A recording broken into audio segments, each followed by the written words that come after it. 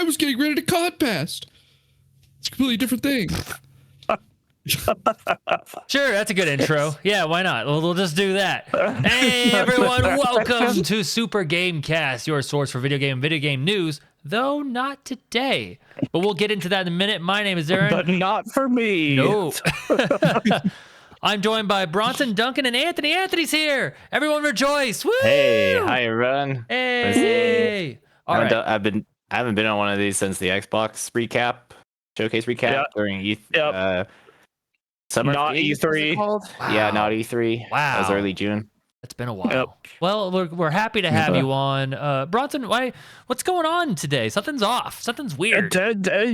Yeah, we saw this trend floating around the blue skies and a couple other channels called the 10 games to get to know us, the 10 games that made us, and we're like, that'd be fun to do. And, let's take a break off from the news for a week, have some fun, talk about the 10 games that made or to get to know each person at SGK. Minus Emily, she had work today, sadly. And I know, damn fucking employers. They need to know that the podcast is the most important comes first. Dare they? I don't know why they don't understand this, but yeah, whatever. I offered to write a note. They did not want to accept it. All right. So yeah. Anyway, so we're gonna go round robin here and be like, hey, what is what is a game to get to know you, or to whatnot, So let's get started. Let's do it. So who's going first? I guess that's me. I think we said me. Oh, it's a closest birthday. Mine is the closest birthday, and then it would be Anthony, then Duncan, then Aaron. So. All right. I'll open up then. I'm gonna go probably my most recent game, and that is Marvel Spider-Man. Okay. The PS4 game. I really like superheroes, that kind of stuff. I love that art style. I love that vibe. So I wanted to put like a superhero game on here. And then I really like an open world game where traversal feels good, right? Yes. Like I loved Saints Row 4 because you got the super speed. I loved, I love when you have good traversal within a city.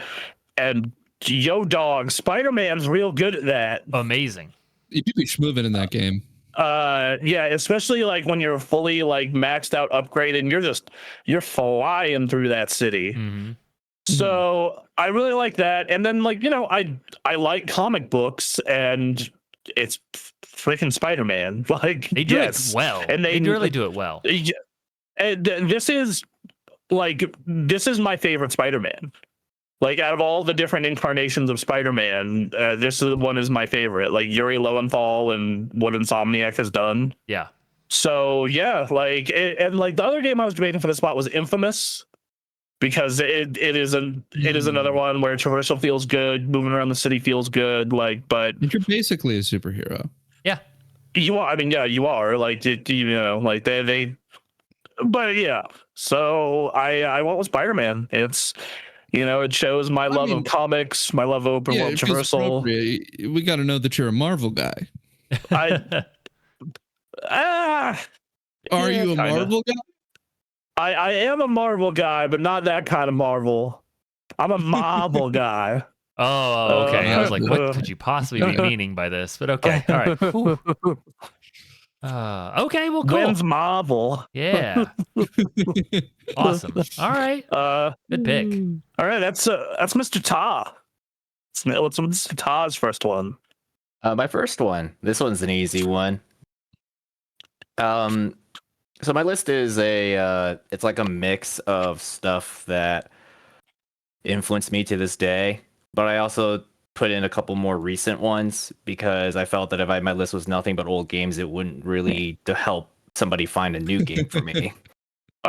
Yeah, first one's easy. It's what I like to call my gateway game. It's The Legend of Zelda: Twilight Princess. Ooh. So it's the Ocarina of Time era game. It's a little easy. It's kind of linear despite big open Hyrule field. I absolutely love the art style of it. That was when the whole high fantasy Lord of the Rings look was very popular at the time. Yep. And it was basically more of a refinement of what Ocarina of Time was, but they threw like a lot of more artsy stuff into it. But it's on the opposite end of the scale compared to Wind Waker. So if Wind Waker is more of like the charming child type of look, the cel shaded look, then Twilight Princess was like the opposite, where it was high style, big art and stuff. And yeah, the game hasn't aged very well in terms of its looks, because when you do realism, it dates the game way harder than anything else. But yeah, it's Ocarina of Time era stuff. And I call it my gateway game because prior to this, all I was playing was Need for Speed, Pokemon, and Mario. Yeah. Right. And then after I played this game, I was like, I did not know that you could discover stuff like this. And it was a recommendation from a classmate in PE. So after I got this is a game that I would wake up at 5 a.m. To sneak in 30 minutes or an hour before I go to school. This was the game that ultimately led me to enjoy editing those really cringy fan trailers on YouTube in the earliest years of YouTube. And it's a game that ultimately, like, since that game, I had about a 360, I bought a PS3, I started exploring all these other games just because I didn't know that you could. I mean, you could play other games, but that was like the one that's like, hey, try other new things that everybody's talking about instead of just playing the same Pokemon Need for Speed game over and over again. Right. So, yeah. You mentioned the characters, and if you look back at them, they're like you said, they did realism, but they're also like weirdly grotesque. Like they nowadays, like, yeah, like these long faces and these weird body shapes. I mean, like at the time, I remember this was a game that I was super hyped for. Like, I loved Ocarina of Time. I was a big Wind Waker, but I was a teenager now, so I was like, man, I do kind of want edgy Zelda again. And yeah, they did a great job with it. It was a real good game at the time. Like, it was, I think. Oh, sorry, go ahead.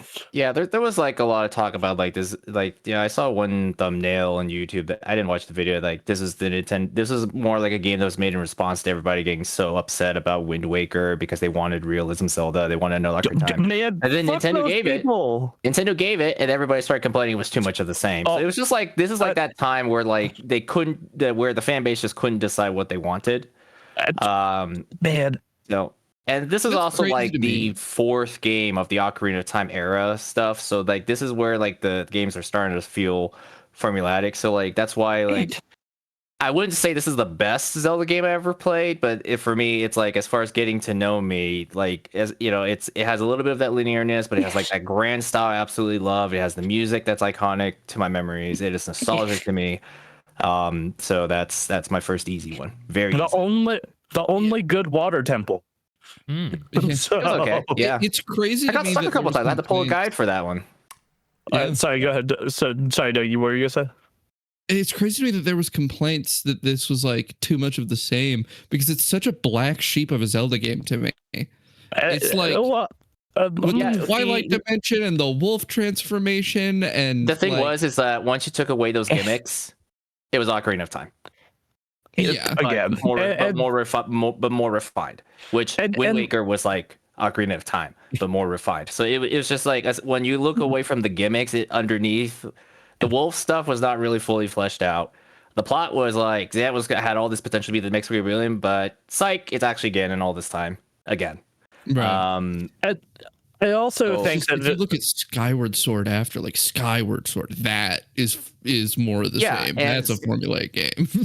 Yeah, but like, I think they all, from a gameplay standpoint, are very formulaic.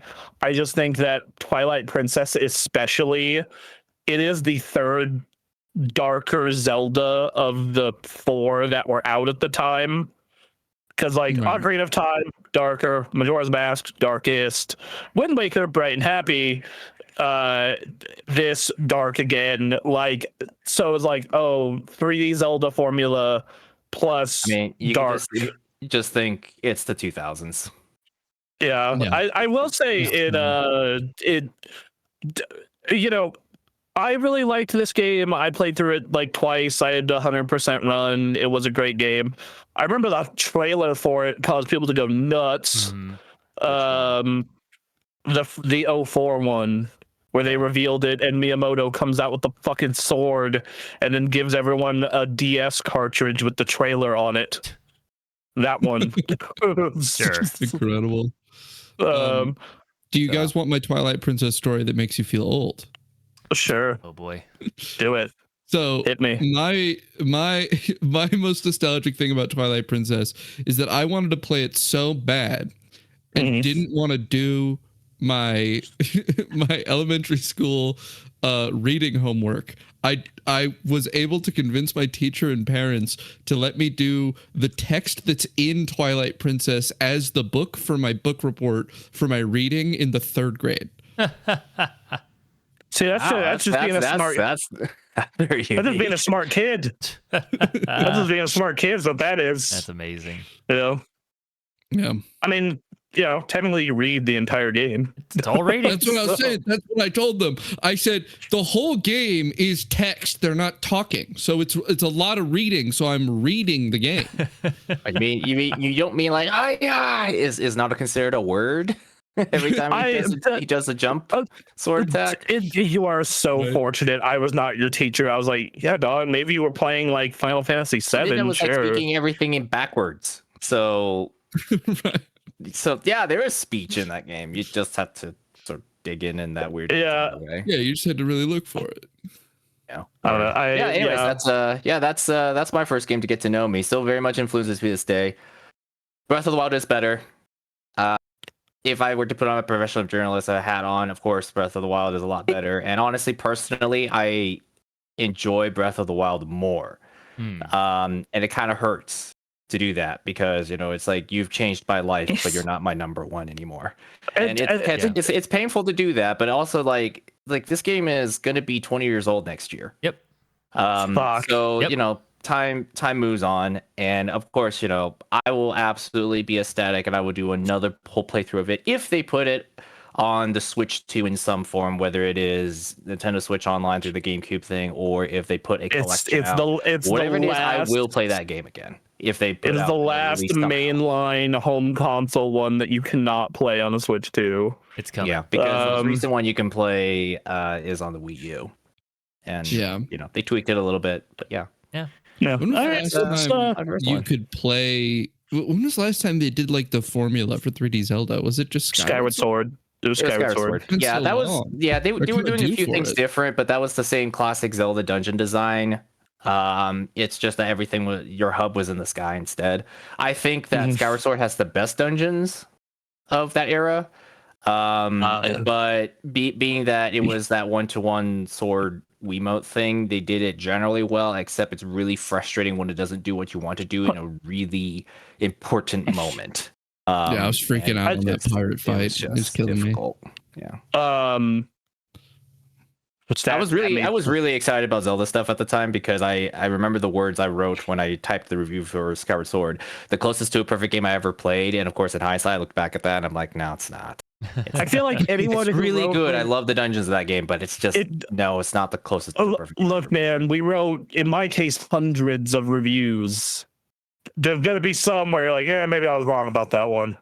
Take that one back. I think that one's I think Skyward Sword's like the epitome of them sticking to the script for like, this is the formula, let's do it. And unfortunately, it was also, in my opinion, the ugliest of that entire. It is definitely the ugliest. Couldn't decide between realism and cell shading, so let's just do both. And Link looked absolutely ugly. It looked nothing like the concept art. And as a side, but Breath of the Wild got better, much better. But the game does have grease, so it's a 10 out of 10. Stu Groose, actually, it's very charming. Groose out of 10. Fee's awesome. Continues his trend as a giant sleepyhead. I remember someone was making meme characters for Smash Brothers, like meme trailers, and they did gloose, and the phrase they use is the gloose is loose. Yep. And I'm like, all right, to hell yeah, let's go. It is better to play on Switch, of course. Like I like, of course the Switch gives you the option to still use the thing, but this is not about Skyward Sword. Yeah, let's. Anyways. All right, let's. Yeah, I'm gonna be talking Zelda when we get to mine. Trust me. So what about you, Duncan? You're next then. All right, so you guys got to tell me what you want here. Because I have two options for you. Two options. Okay. All right. I have. Do you want me to go weird up, like weird to normal, or normal to weird? Because I've ordered the list in two different ways. Right. Let's start weird. Give us weird. I would say weird to normal because like further down my list is when I have like fewer and fewer interesting things to say because it's much more recent. Okay. Whereas like I have lots to say about games from like 20 years ago. Because I have to explain it to a lot of people who didn't play those games back then. Then we're gonna start this off with my goat, Dokapon Kingdom. Oh yeah. Kingdom. Yeah. Torture your friend simulator. This game has a deep and ancient evil slumbering within it. Dokapon Kingdom, for those who aren't aware, it's like Mario Party, but you turn it into a 40-hour JRPG. Yes. So it's all of the character building and balancing and gear collecting and monster fighting of a JRPG on a Mario Party map with all the randomness of Mario Party. But then they add one more little bit of spice that is deep adversariality. It's designed for you. It's up to 4 players, right? And it's clearly designed for you to spend a very long time playing with 3 friends and having just the most horrible moments of betrayal possible. They put so much incentive and benefit for screwing other people over. It's so Cards of Humanity, the game. Someone, if you beat someone in this game, right, you get a couple options. You can take their gear, right? So you can take any one piece of their gear and just have it, or throw it away. And they don't like get a replacement piece of gear. They get fucking nothing. Yep. They are, if you take their weapon, they're fighting with their fist now. And then when they respawn, they're stuck with no weapon. And so every enemy now becomes this huge threat because they're insanely weak because they don't have a weapon. And then to move, you roll a spinner. So if you want to land on a weapon shop, you have to hit exactly the number you need to land on that weapon shop. So you can find yourself in a situation where you get killed by your friend. He goes, "Oh, I'm just going to fight you real quick," takes your stuff. And then you're spending the next 6 turns just being, "Please give me a 5. Please give me a fucking 5. I just need to be able to buy a weapon again." So what I'm hearing is the 4 of us need to play this on the Let's Play channel. Oh boy. Oh my god, I would love to play Dokapon Kingdom with you guys. That's what I'm hearing here. I don't know. My biggest problem is that with the idea of playing it with you is that I unfortunately know so much about this game. I think I'm actually among the world's experts of knowledge on Dokapon Kingdom. Because I started a game that was inspired by a fantastic Let's Play on YouTube. If any of you are interested in understanding the essence of this game, it's Wooly versus's Dokapon Kingdom Let's Play. And they did a thing called the blood pool, where everybody put in money in from the viewers for whoever wins, so they could raise the stakes. Now their blood pool got much bigger than mine. They got like $5,000 in their blood pool, so there's big stakes for winning. But we made our own blood pool. Had about $300 in it. So, and then we also made our own rule set for the game, right? Mm-hmm. So, unfortunately, by default, there is really only one strategy to win a game of Dokapon Kingdom. And if you know it, it completely ruins the game. Everybody just does one thing, and it's whoever can pull it off first wins the game in the long run for sure. And that sucks. So we created a bonus star system. There are 16 possible victory points. Oh, Christ. This feels like if you were to take Jigsaw and he was making a non-lethal game, is what it sounds like. Got to make it lethal. We made it lethal. So here's what we did. 16 drinking? Victory points. Okay, 16 victory points of various things that you can track. So there's like a job level that you can progress. So it's like who's maxed out the most jobs, character level, super enemies killed. There's a series of enemies in the game that are like intended not to be beaten. In fact, one of them is on screen in the gameplay here. There's a character in this arena fight that is like a super enemy that has all of your highest stats combined and really good weapons. So if you beat those, that's a victory condition. There's a bunch of these. And then we at the end of the game, we were going to roll 8 times on a die. And the 8 victory conditions that are selected are the things that actually give points. And so whoever has the most victory conditions has the most likely chance of winning, but not 100%. It's because it's the roll of the dice at the end. But then to play the game, we meet up, we prepare for like a 10-hour session. Then we get into a small room. It has to be cramped. And we turn on the most ear-grating, insane music. Jesus Christ. A classic go-to was the opening to the Pac-Man TV show. Why are you doing this? What is the purpose of this? So this would make the room really, really hot. It would make the room really hot, and everyone would be really on edge and annoyed. For the plot is what I'm hearing. This is a story to tell for moments such as right now. Yeah. So maybe not what you mean, but anger.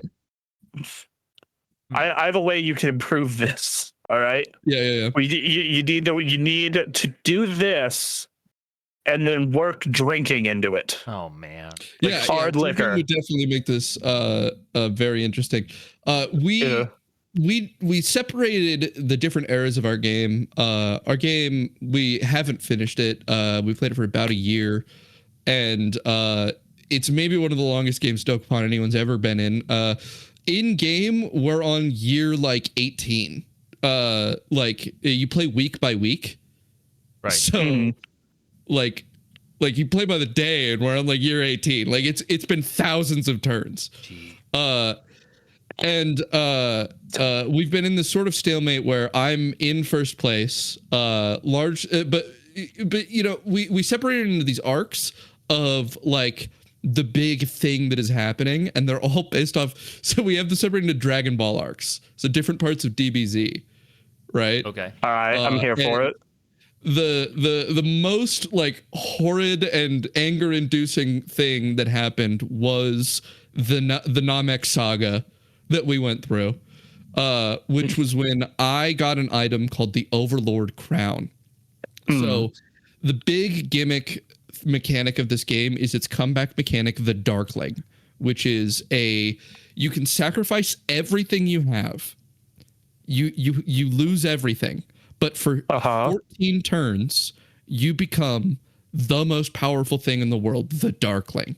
Right? You could take people's towns. You could teleport to people. You could teleport people to you. You can, and there's no shot you're losing a fight. You have like 900 in every stat. You've just got this ridiculous buff, and you take that time to just destroy everything everyone else has.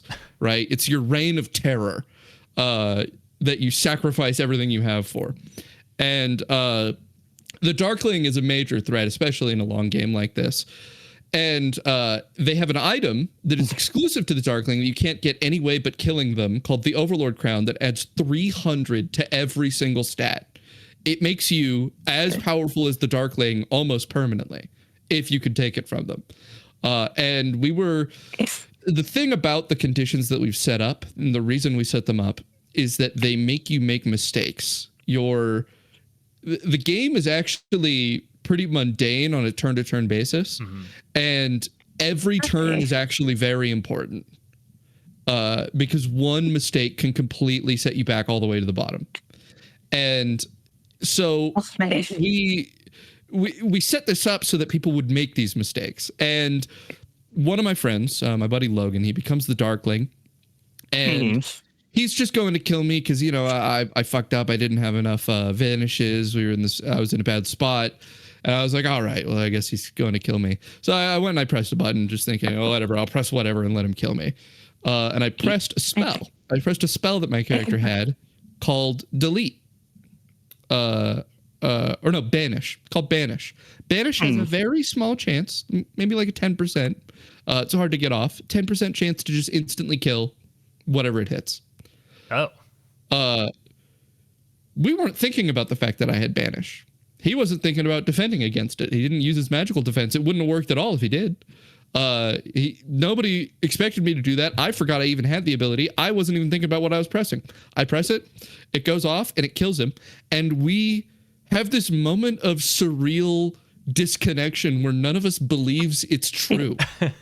Like we're all sitting there just going, there's no way this is happening right now, right? And then we, you know, the character dies, the Darkling dies, and I get the Overlord crown, and this is followed up by me running a reign of terror where I'm invincible and indestructible, and I'm just destroying everyone and killing them over and over again. I max out all my jobs. I'm just getting tons of stuff, and they're scrambling, doing anything they can to survive. I'm Frieza in this situation, and they are the Saiyans just trying to do anything to go, fuck, what do we do? What do we do? How do we deal with Frieza?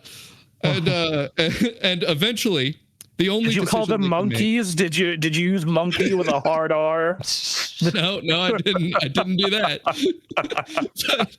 but what ends up happening is they decide there's only one way to kill me. I'm too powerful, and that's to create another monster to match me. And so Logan becomes the Darkling again, right? And at this point, they're too threatened to send the Darkling at me because I'm strong enough to fight it. And if I kill it again, I get even more better stuff. So he turns to the Darkling not to fight me. He turns to the Darkling to fight the other player, my buddy Cody. And he goes, Cody, I'm letting you kill me. I'm letting you kill the Darkling to take another crown. You need to take the crown to fight him. And so Cody takes the crown. He goes Super Saiyan, and we battle. And it's legendary. And you know what ends up happening? He loses. I actually destroy his crown, but to be able to destroy his crown, I left myself vulnerable. And he comes back. He's went and he became the Darkling again during this whole process. Comes back, and then while I'm weakened from my battle destroying the other Overlord crown, he swoops in and is able to destroy mine, and nobody has it. And the saga ends. Good Lord. It's an incredible game. It's an incredible game. That's the best story I've heard of it. But people, that is easily the best Dokapon story I've heard. It almost sells me on the dumb for years and years. Ray tried to get us to do an LP of this. Yeah. An LP run of this. He's like, we either need to do this or a Mario Party. One of the two. And I was like, maybe later. And I'm just like, you almost sold me just now. I was like, I can get behind a Dokapon LP. Incredible stuff happens in Dokapon. Warning, it's very boring turn to turn. Right. It's actually very boring. Yeah, Joe, dog, do you want to fill a bunch of dead air? I've heard lots of great things about this, especially for people who get invested in like learning it and understanding it. I'm not a competitive person, so every time I've been roped into playing, it's like, I don't know, I'm just going around grabbing stuff. But yeah, if you can get into it, this is a hell of a game. Yeah, like this is the kind of game that when I get into it, I kind of turn into Duncan, where I just become a sadist. It's like I'm not here for my enjoyment. I'm here to make my time and everybody else's time miserable. I mean, what I'm hearing is we have 3 of 4 people necessary to create just the world's worst Dokapon Kingdom game between Bronson, Duncan, and Ray. Just need to grab one other sicko, and you'll have one hell of a game for you. Think Dan Laika would be down? I'm surprised Just hit him up, just like, they have to have some Dokkan Kingdom content on there. I don't know. I don't think they do. They should. Just send him an email, be like, look, we got 3 sickos. we need the most sicko person we can think of to come on here and do this with us. God, that's funny. The wiki is deeply incomplete for this game. I know much more than the wiki knows. It's very incomplete. By wiki, are you referring to the fandom wiki or like any? Yeah, there's a Dokapon fandom wiki that tries to show item locations and stuff, and it's wrong. Yeah, well, it's fandom wrong is about a lot. Yeah, the fandom wikis are always hit and miss. Crapshoot. Yeah. So. We'll get to the next one. We'll get to the next person. Hey, Aaron, what's your first one? So I interpreted this question a little bit differently because the way I encountered it, I put myself on a social media almost full ban, so I don't really consume much anymore. Right. But during those last few days, this trend came around, and I tended to encounter it as the top 10 games that made me. And so I approached this a little differently. It was just going back through my time with video games and finding the games that were like big in my development as someone who plays video games, but somewhat also just games that I just see myself in them when I hear them come up and talk about it. First one's really damn easy. We're not going to spend a whole lot of time on it. It is Pokemon Red, Blue, Yellow. So I'm just going to show this commercial from the time. And oh God, I remember this commercial. This one, yeah. Yep. So Pikachu's on the bus. They're on the bus. Oh, they're all on the bus. Yeah. Yep. And this is at a time when the amount of Pokemon that are on this bus is like 1/5 of the Pokedex. What do they buy a prison? What? Stuff on fire. Don't worry about it. Don't worry about it. It's fine. He's just crushing Pokemon to death. Don't worry about it. It's okay. Oh yeah. He's got to squish them with the hydraulic press. See, I'm sitting here complaining about like sending Pokemon to jobs and feeling like it's inhumane, and this is what they were showing when the game was first coming out. What? You'll get it. Oh, they squished into the game. It's in your pocket. So I played some video games. Era. I played some video games here and there as a youngster. First experienced Mike Tyson's Punch Out and Mario Bros. Duck Hunt, all that fun stuff. But I didn't play good video games. It's just like, hey, here's something to do with my time. And what you got? We had an NES, Super NES. Played a lot of Madden and NBA Live. And a lot of that. But like when Pokemon came out and I experienced being in an open world and going through a region and discovering, one of my favorite Pokemon and developing my team and encountering all the characters. It was like that first sense of like, I am on an adventure and I am discovering myself in the process. And the region, the characters, the Pokemon themselves are like family to me now. And it's that way to a detriment to my life because I play Pokemon ZA and it's not a great game. Yeah. And I'm like, man, I'm having a great time.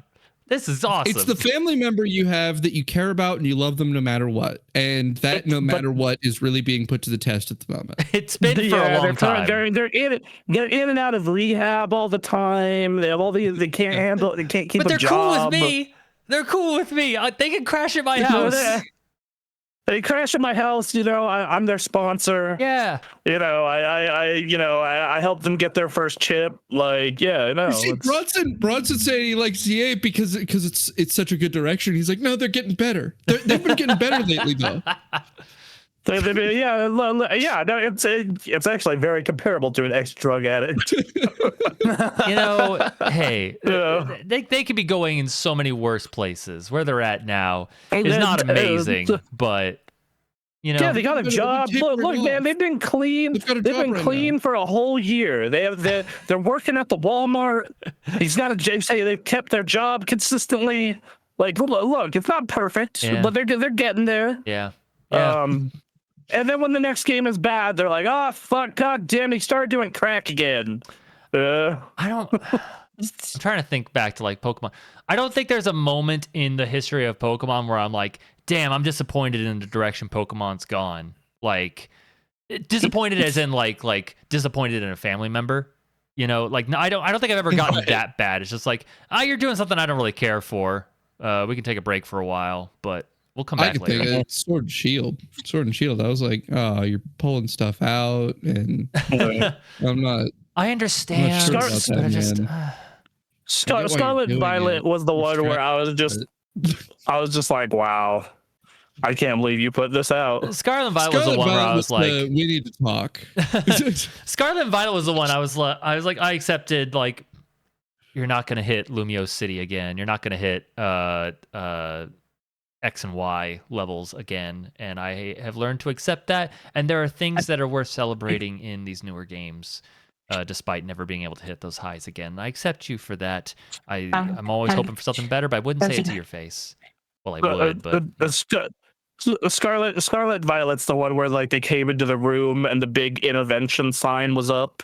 And he's like, well, what's happening? The thing about the transition from Sun and Moon to Sword Shield, I think that with Sun and Moon, I wasn't really disappointed with the direction they're going in. It's just I could feel a general sense of fatigue from the fact that they'd been making the same game since like almost Gen 1 at that point.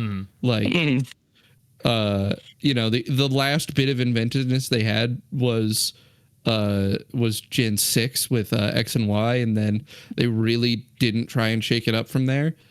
And you know, Sun and Moon comes out, and there's a couple like, you know, it's not new, but it's there's a different coat of paint on certain ideas. Like they just still have gyms. You know, they have different, but yeah, it's different, but they're gyms.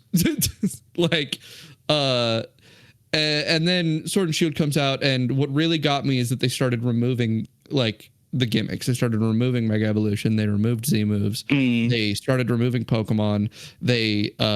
And they went, actually, we're gonna do this other thing instead. And it's like, but then they also, this is their first implementation of an open world area where Pokemon are out, and I was like, that's good, but I don't know about this other stuff. Absolutely. And then Scarlet and Violet, they removed the stuff from there. And I do like the open world stuff in Scarlet Violet. I think that's nice. That's like linearness, but like the execution was really bad. When I came to the Switch 2 version, I was like, oh, this runs better. It looks a lot better. And then like I got to the parts of the game that are the rest of it. I was like, never mind. I got to where you do the gyms and just like, oh man, all right, guys. Yeah, I got through 2 gyms and then a bit of the other content in the main story. I was like, yeah, okay, I'm good for now. Yeah, I'm good. I think for me, both of the Legends games were a good direction, though. Yes, it's a place to experiment and try 100%. Stuff. So I'm happy for them doing that. Yep. But yeah, just to wrap this up, hey, Red, Blue, Yellow changed my life entirely. Just holy crap. I do have one last thing, because you said games that made you. I do need to say that I think Pokemon Yellow may have literally made me. It birthed you. My mother was bedridden when she was pregnant because I made her very sick. It was a rough baby. Yeah. And she played Pokemon Yellow the entire time. It was all she could do. She couldn't get out of bed, so she had a Game Boy and she played Pokemon Yellow. Yeah. Hell yeah. But Anthony, you were saying, sorry, I lost my thought, but yeah, no, I remember now. Yeah, it was like, Red and Blue. Well, that's like when Pokemon first came to the States.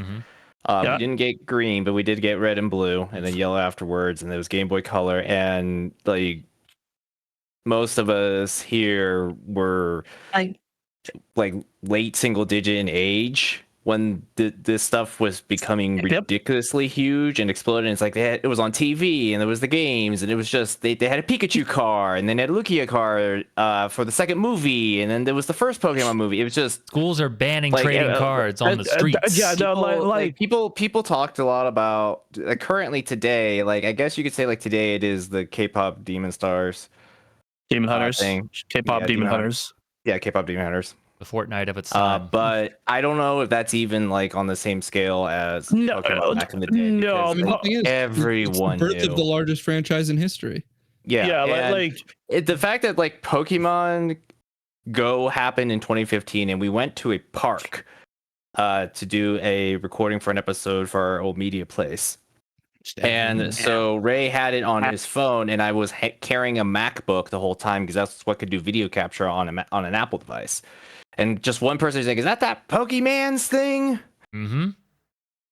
People know what it is, even if they don't know the right way to say the name. Like, it was just that impactful that everybody knows what it is. And like they had Pokemon Pop-Tarts, Pokemon cereal, Pokemon Wonder Ball, the Burger King gold with the cards. gold cards. Yeah. Yeah, they had the fucking Pokemon mac and cheese, the fucking Pokemon like they merchandised the shit out of that. They knew what they had. And they had Pokemon waffles. I'm a Pokemon waffles. Sure. Yeah, The curious thing to me about Pokemon, at least for us, is like when you're a kid, it's the coolest thing ever. Everybody's into it. You had to be into it. By middle school, everybody just didn't want to talk about it because that was a kid's thing. You know, you're grown up now. You're gonna do some real stuff. You're gonna start reading Aragon and play Halo. Aragon, And then when college came by again, it became cool again. It became okay again, and it wasn't embarrassing. It wasn't a guilty pleasure. That's more a commentary on like where our minds are at in middle school and high school than anything else. Just like it was a different experience for me. By the time I got to middle school, everyone played games. So probably at that time it was a little more. It was a little more accepted. It had been around enough.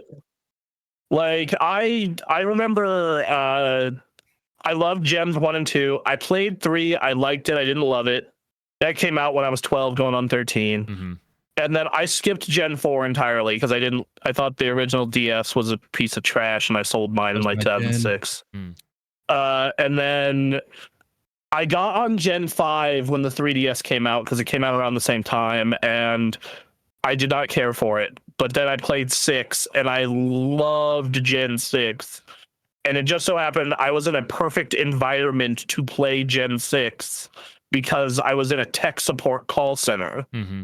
So everybody on lunch break or your regular breaks would have their 3DSs and be battling or trading or talking about Pokemon. Mm-hmm. Could not have had a better. And then, of course, at TGA at the time, we were, like everyone was playing Pokemon and we were battling and trading and whatnot. Like it was a good time. Yeah. Anyway, I just looked in my closet and I still have my Pokemon Monopoly. All right. I still have. And the other weird thing too is I was into Pokemon not because of the games, because I was getting all the spin-off games before I played my first main series game. So I was playing those spin-offs were good. Pikachu. Yeah. What a piece of trash that was. I was just like watching my cousin play Pokemon Snap, and I thought it was the coolest thing ever. And my first mainline Pokemon game wasn't until I didn't play till I think it was Silver. But the first one I owned was Gen 3, so it was Sapphire. Okay. Nice. Yeah. So for me, like, my nostalgia for mainline Pokemon games is Gen 3, even though it's not the best gen. I like Gen 3. Yeah. It's a good one. I very much have a very distinct memory with like just being up all night on Saturdays playing Pokemon Silver in particular. And I also remember like just, dude, that shit was crazy. It was everywhere. I remember going to the playground and like tens of people had Game Boys out, and like you were a rich kid if you brought your Game Boy to school. I went to Willie Gum, dude. Rich kid. When that game was coming out, I went to Willie Gum. So like I was the poor kid. Everyone else was rich Who kids. has the link cable? Who has the light to shine on your screen? Those are the people. The thing was, like, the elementary school you went to was like in a nice neighborhood. Like I went to like a regular suburbia elementary school at the time, and then one or two kids have a Game Boy, and guess what? 10 kids would just gather around just to watch this tiny little screen. Just to observe any piece of the action. I remember. And then, yes, Aaron, you are entirely right. The link cable, you weren't the richest person. Like, a lot of people had the link cable, especially if they had siblings. The screen light. the screen light. That's when you knew you were dealing with a rich kid. And then, well, I mean, the richest ones were the kids who got both games because you had to get that too. Yeah, you didn't even bother with the trading. My era, the schools had caught on, and DSs and Game Boys weren't allowed there. Yep. Even if it was lunch break, even if it was before school, they'd be like, "No, you can't." What was the policy on trading cards? No, can't do it. Okay. So our school, I remember they smoothly banned everything Pokemon, and then Game Boys, and then later in elementary school when I was out in Mount Rose, Yu-Gi-Oh got huge. Yeah. And then they had to just ban trading cards. No Magic, no nothing. They're like, fuck this. We're not dealing with it anymore. Yeah. School banned anything a kid would want to bring to school. They were just like, can't have Heelys, can't have trading cards of any kind, can't have Game Boy. Yeah, and I can kind of understand why. It's not just a distraction, but stuff gets stolen. Yeah, that too. Yeah, that's what they were mostly worried about. Yeah. I definitely you carry it with you to your desk, so you leave in your backpack or jacket, and then somebody would just whisk it away, and you wouldn't know who. Yep. And of course, nobody's going to admit that they took it. Right. If they had the intention of keeping it for themselves. So, it's like theft. It's not just because it's distracting; it's theft issues too. Yeah, no, that makes sense. And like there was definitely like multiple Pokemon card thefts at my elementary school before it got banned. Like people stealing, the nicest cards from other people out of their backpacks and shit. Like it was. I get why. Yep. Anyway, let's move on. We've been through one round. Yeah, I've been watching this ad on loop, and I was like, "This is a very '90s commercial for sure." It's very 90s. I love it so much. All right. Well, I'll go next. And speaking of the '90s, and because we already went through one Zelda game, I'm gonna go through another Zelda game. For me, it's Ocarina of Time. Okay. Not your most personal favorite Zelda game.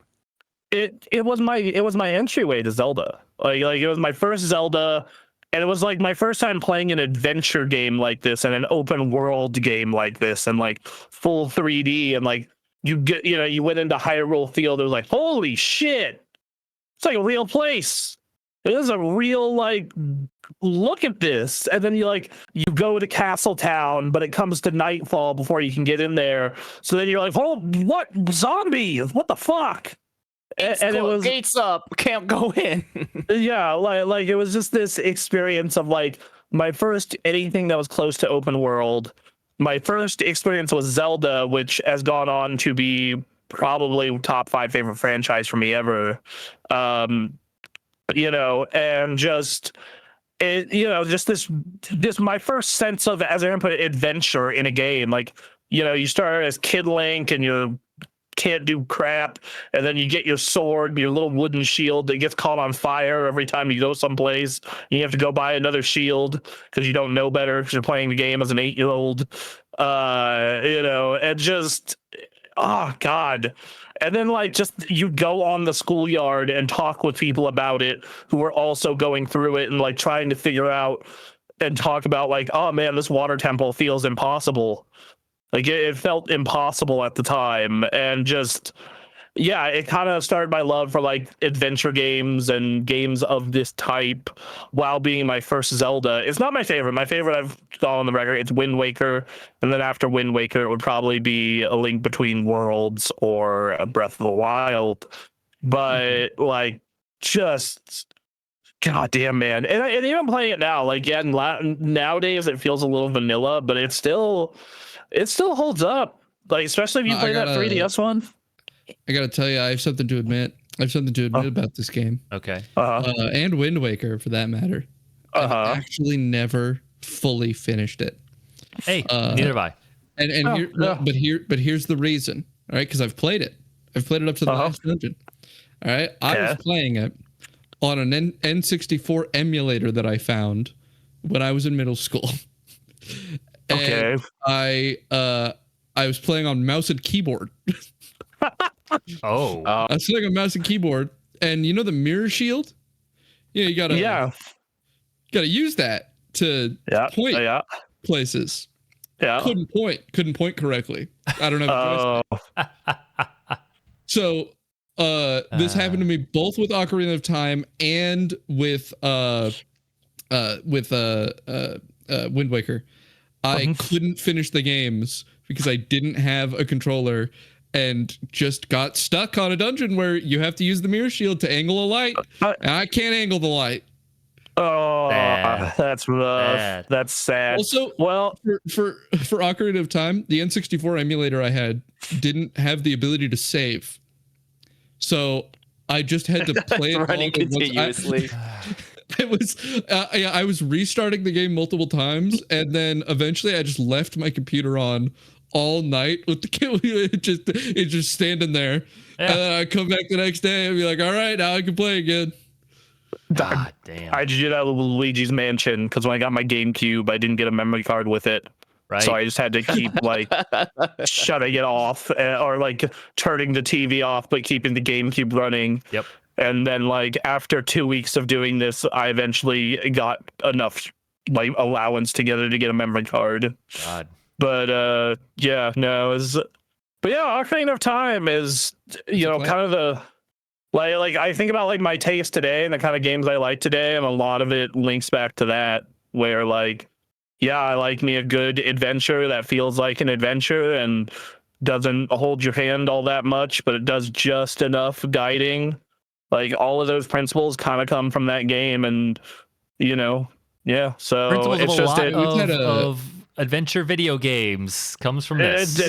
We've had a lot of Nintendo on the list so far. It's very Nintendo so far. Yeah. There's a lot of I got a lot of Breath of the Wild and Tears of the Kingdom in 20 years. You're right. Yeah. Well, I mean, we did that poll where we like talked to a ton of communities about their favorite games, and like already only like 8 years later, the most popular games on like the most popular game was World of Warcraft, but then after that, it was, I believe, Breath of the Wild was second. So like there are already tons of people where Breath of the Wild is their favorite game, and I thought about it. I definitely thought about it. I was like, I do like Breath of the Wild, and especially replaying Breath of the Wild this year on the Switch too. I was like, yeah, Breath of the Wild is sick as hell. I was like, I'll just do the Great Plateau to like see how it looks and runs on Switch too. And then I was like, oh, you know, I'm having fun. I'll keep going. Oh, I'm still having a great time. I'll keep going again. And then like it just slowly turned into, well, it's been 2 weeks and all I've played is Breath of the Wild, and it's awesome still. It just runs and looks amazing. So yeah. So man, that's good. Yeah, it's just that I feel like it can be hard to go back to Ocarina of Time if you've played later games. Because yeah, I mean, I said that in the Oblivion review that I did this year, that Oblivion suffers from the same fate as Ocarina of Time, is that they were very defining for their time, but it's just that so many games were inspired by it or took elements of it and refined it, that going back, you're like, this is pretty normal. But that's because it was so defining at the time, and so many games have used those elements since that's why it felt normal, and it was just targeting. It's like criticizing Lord of the Rings for feeling too generic fantasy. It was the defining fantasy thing. Because like I'm actually watching this ad that Aaron's having played right now. You could just tell they're still thinking like, okay, it looks fantasy. We should put Camelot thing. Where's thou go? Kind of stuff. Old English, even though the game doesn't talk like that except for maybe the owl. And the tree, the owl and the tree. Yeah, the tree. Yeah, the Duke of Tree talks like that, but like the rest of the game doesn't talk like that. No. But they thought like, well, at the time, people's idea of fantasy was still like Camelot, Shakespeare, Old English speech. So have ye what it takes? What is this? Conan the Barbarian, happened, and Xena not too long before this game came out, and Robin Hood with Kevin Costner. I don't know. Yeah, okay. I will say if you are going to play this game now, play the 3DS version. It's the best way to play it. Yep. The Water Temple is not a what? Yeah, the water. Yeah, they fixed the Water Temple. Yeah, they fixed the Water Temple. The Spirit Temple is less shit. They add some nice little touches to it. We make it just a little more modern. Yeah, and it looks great. Like it looks like a GameCube game almost. It's really good. Nice. So, yeah. All right. Next up is Mr. Ta again. Yeah. Hey, staying to the late 90s. It's SimCity 3000. Ooh. So sticking to games that kind of like define like my game preferences to this day still, SimCity 3000 is definitely it. It's not the first SimCity I played because when I was like 4 or 5 years old on my uncle's like Windows 95 computer, I played SimCity 2000. And I very much remembered this little button called tax rate. And I kept clicking up on the tax rate. And it went up to like 25%. And then I was wondering why everybody was abandoning the city and population just crashed. Because I didn't understand what a tax was at age 5. I love SimCity 3000 because this is where like where my love for like management type games started. City planning, management stuff, zoning areas, managing various aspects, multiple things at once, pollution, crime. If you build too many services, like, yeah, it's great that you have like, you know, say a first responder every 5 blocks. Can you afford to pay them? Okay, well, you got to adjust their budget or tear down a building, which honestly is the same result. You just have less first responders. Mm-hmm. You know, what are you going to do about your trash? Your trash is piling up, but hey, your neighbor is coming to the rescue. If you pay them, they'll take your trash for you. You know, hey, we're making too much electricity. We got pollution, traffic. It's just like all the stuff that's in city skylines today still goes all the way back to SimCity 3000. And I would argue that SimCity 3000 still has a more advanced pollution model because it does that mushroom kind of effect. Whereas like in city skylines, it's like it just ends at a block. It almost seems like. And in City Skylines 2, they account for wind, but it's like the game was just so sophisticated. And you got to learn like you can't make everyone happy.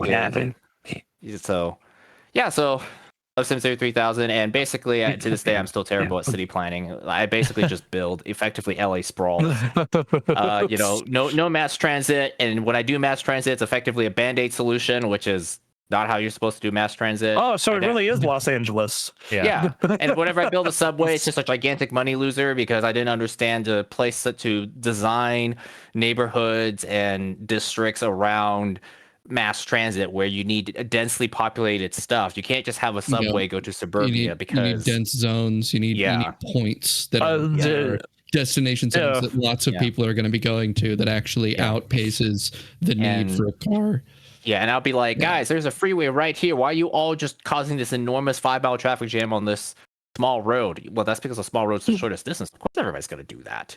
All these people are using Google Maps and not just like, no. But the thing was, this was 1999. There was no Google Maps. Exactly. You had Microsoft Streets. Right. You had MS Streets, and that was just a map. That didn't tell you traffic problems. Oh my God. Just get your MapQuest map downloaded, everybody. Google Maps on a disc. Microsoft Streets 98. Within the field of mathematics, it's generally accepted that the most difficult form of mathematics to specialize in is traffic.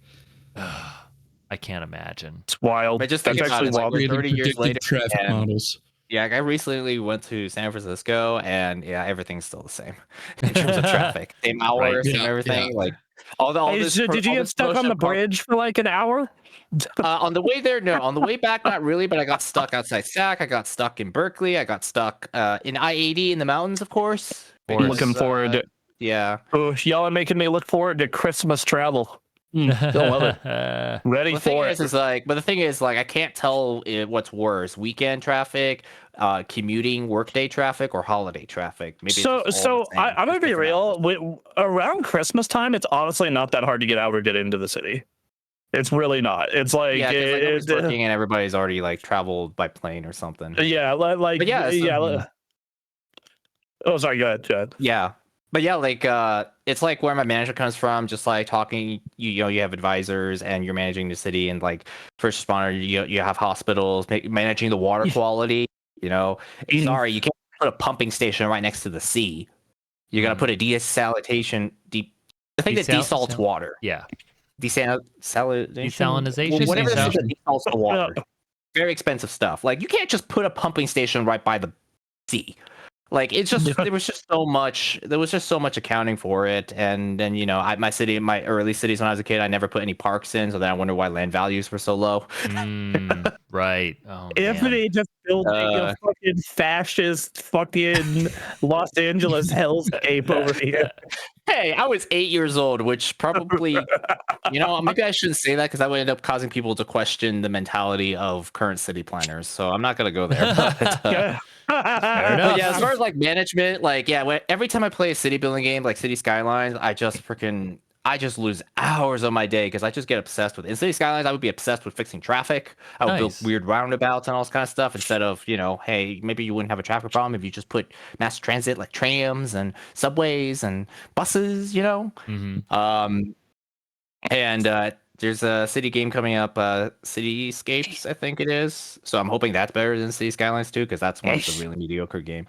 So yeah, like that's where management comes from. That's where like that's where like it extended onto me liking Civ 4, Civ 5, Civ 5, and playing Frostpunk. It all stems back to SimCity 3000. Nice. I still have the game, and I just love like booting it up once in a while on my old computer, because I think EA has SimCity 3000 Unlimited on EA Plus, I think. Yeah.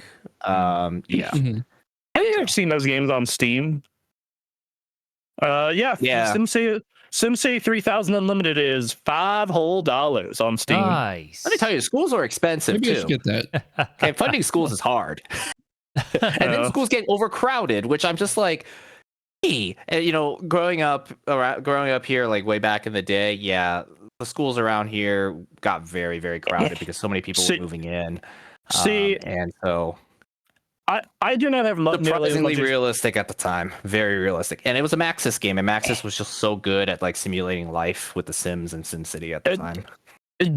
It's really, God, I love The Sims. I got that as a gift from my second cousin, and like I played it to death. But no, it's really funny, Anthony, that you created Los Angeles when you played these games on accident, because like I think back to like the few times I've played SimCity and I'm like, I accidentally made San Francisco. So it's because what happens is like once you teach me the early stuff, I tend to stick to it and I don't use the more advanced stuff. But even then, like I just didn't understand the concepts of like what makes mass transit work properly and what convinces citizens to use transit, because I would just keep building roads and just keep building bigger and just put more buildings, and then like early on, your city's broke. You're losing money, so you have to like defund the things, and then that means they're not staffed very well, and everybody's complaining about everything, and this is a really difficult balancing act. So what I would do sometimes is just use a cheat code. Just type in cheat code for unlimited money, effectively. So basically, I also cheated in these games because I was like, I don't have. Yeah, it's one of my favorite parts. Like old PC games, especially, always tended to have these. Like you play Warcraft 3, having trouble with a mission, you get tired of it, you're like fed up, you're like, who's your daddy? And then just one shot kill everything. You're done. Yep. There you go. So yeah. Well, cool. So, I never heard you play talk that game about again. SimCity It's like 3000. So this is a cool thing to learn. It's like it's so charming. It's so charming, and to me, it's timeless. Nice. It's a timeless game. Cool. Yeah. All right. I've never seen footage of this game before, so that was neat. All right. I bought it for $5 just now. I'm gonna play it later. Yeah, I did play SimCity 4, but for some reason I didn't like it very much because that was where it got a little too complex for me to understand at the time. Because instead of just building streets and highways, you're building avenues, and I was just like, and it just somehow everything just felt a little slower to get going. Right. Whereas like I just felt 3000 was that perfect thing of you're still managing, it still has that sophistication, but you don't have to worry about the difference between a lane avenue and a 4 street or a 6-lane street or all this stuff. Like all those tools are great when you want to go into the details, but like when you're a young person like me at the time, you just want to build a road. Exactly. The game, by the way, the game is a 600 megabyte install. If anyone's curious. It's on one 650 megabyte CD. I gotta expand my hard drive. Music. I love the music. Dang. Just it's also isometric. Also isometric, so it doesn't do like the whole 3D swiveling thing. So it just does everything. You just get 4 camera angles, and that's it. Tiles, baby, tiles. Yeah. All right. Well, that leads us to Mr. Dunky Doos. Yes. Okay. So next up, I'm going to go with Noita. Ooh. All right, hit us. All right. So this is my favorite video game, Noita.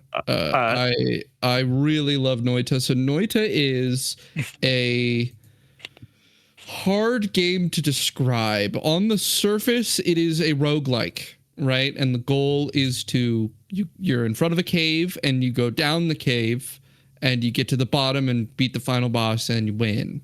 That's like the on the surface what the goal is. But it's a game with an insane amount of depth. So the core kind of mechanic that you're working with is wands. And wands I would compare to like a programming language. Right? So each wand has an order of casting, right? Assuming it's a non-shuffle. So they have a series of stats, right? Shuffle, no shuffle, cast delay, and then recharge, right? And each of those stats will determine the behavior of the wand, but the actual thing the wand does is determined by the spells on the wand. And spells can come in a series of varieties. They can be modifier spells that modify a spell later on the wand, or they can be they can be like effect spells where they cause an effect but they're not an attack. It's not damage dealing. And then there could be attack spells. So the classic spell you start with is a spark bolt, right? But then you can also get modifiers of spark bolt called a spark bolt with trigger, right? It's a spark bolt, but if it hits, then the next spell in the wand will trigger on the location that it hits. So if you have spark bolt with trigger, and then the next thing you have is explosion, you shoot the spark bolt and an explosion will happen there. And you can create these long, complex sequences on wands that do complex and confusing things. And it's a mechanic that on the surface feels very like, it's the wand is a gun and it's your gun and you're hoping for good loot and you get that and you can play the game that way. You can go in to the hole, pick up wands, hope you get a good one, and then get to the end because you got lucky and you got a good wand.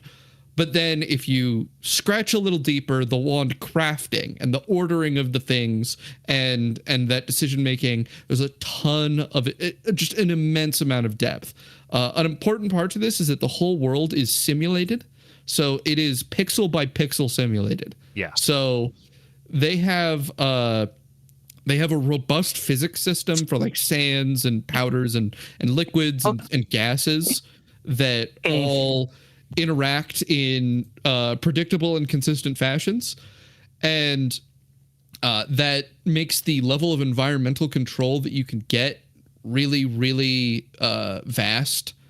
And then, when you get a lot of the game is full of mechanics that you scratch the surface of and they feel simple. And then when you actually engage with them, there's just an unbelievable depth of engagement that you can go through. And that even extends to the game world, right? At first you just, there's just the cave, but then if you go left, there's a tree over there. And then if you find a way to go over the cave, there's like a whole open world in the game. And there's a ton of stuff to find. This game is a lot of stuff in this game is very ARG. There is a series of mysteries that the community is still trying to solve about what certain things are for in the game. And there's many years in, there's still stuff that we really don't know what it is. There's the puzzle of the eyes and then the cauldron. There is a cauldron you can find somewhere in the world that, it clearly must do something. Everything else in the world that's like that does something. Nobody can figure out what it does. And then, I didn't know that. I didn't know there was still stuff people were trying to figure out. That's fantastic. Yeah. And then there is a cipher that people have found. I've seen it multiple times in my game, where if you go to a parallel world, so there's parallel worlds in this where the world is theoretically infinite copies of the same world repeated over and over again, all the way to the left and all the way to the right. Mm-hmm. And if you go into a parallel world, the first 2 parallel worlds has these things inside the big rock wall that separates them. Because to get into a parallel world, there's a rock wall made of extremely dense rock that you have to get through. And then inside of that, there's cursed rock that damages you.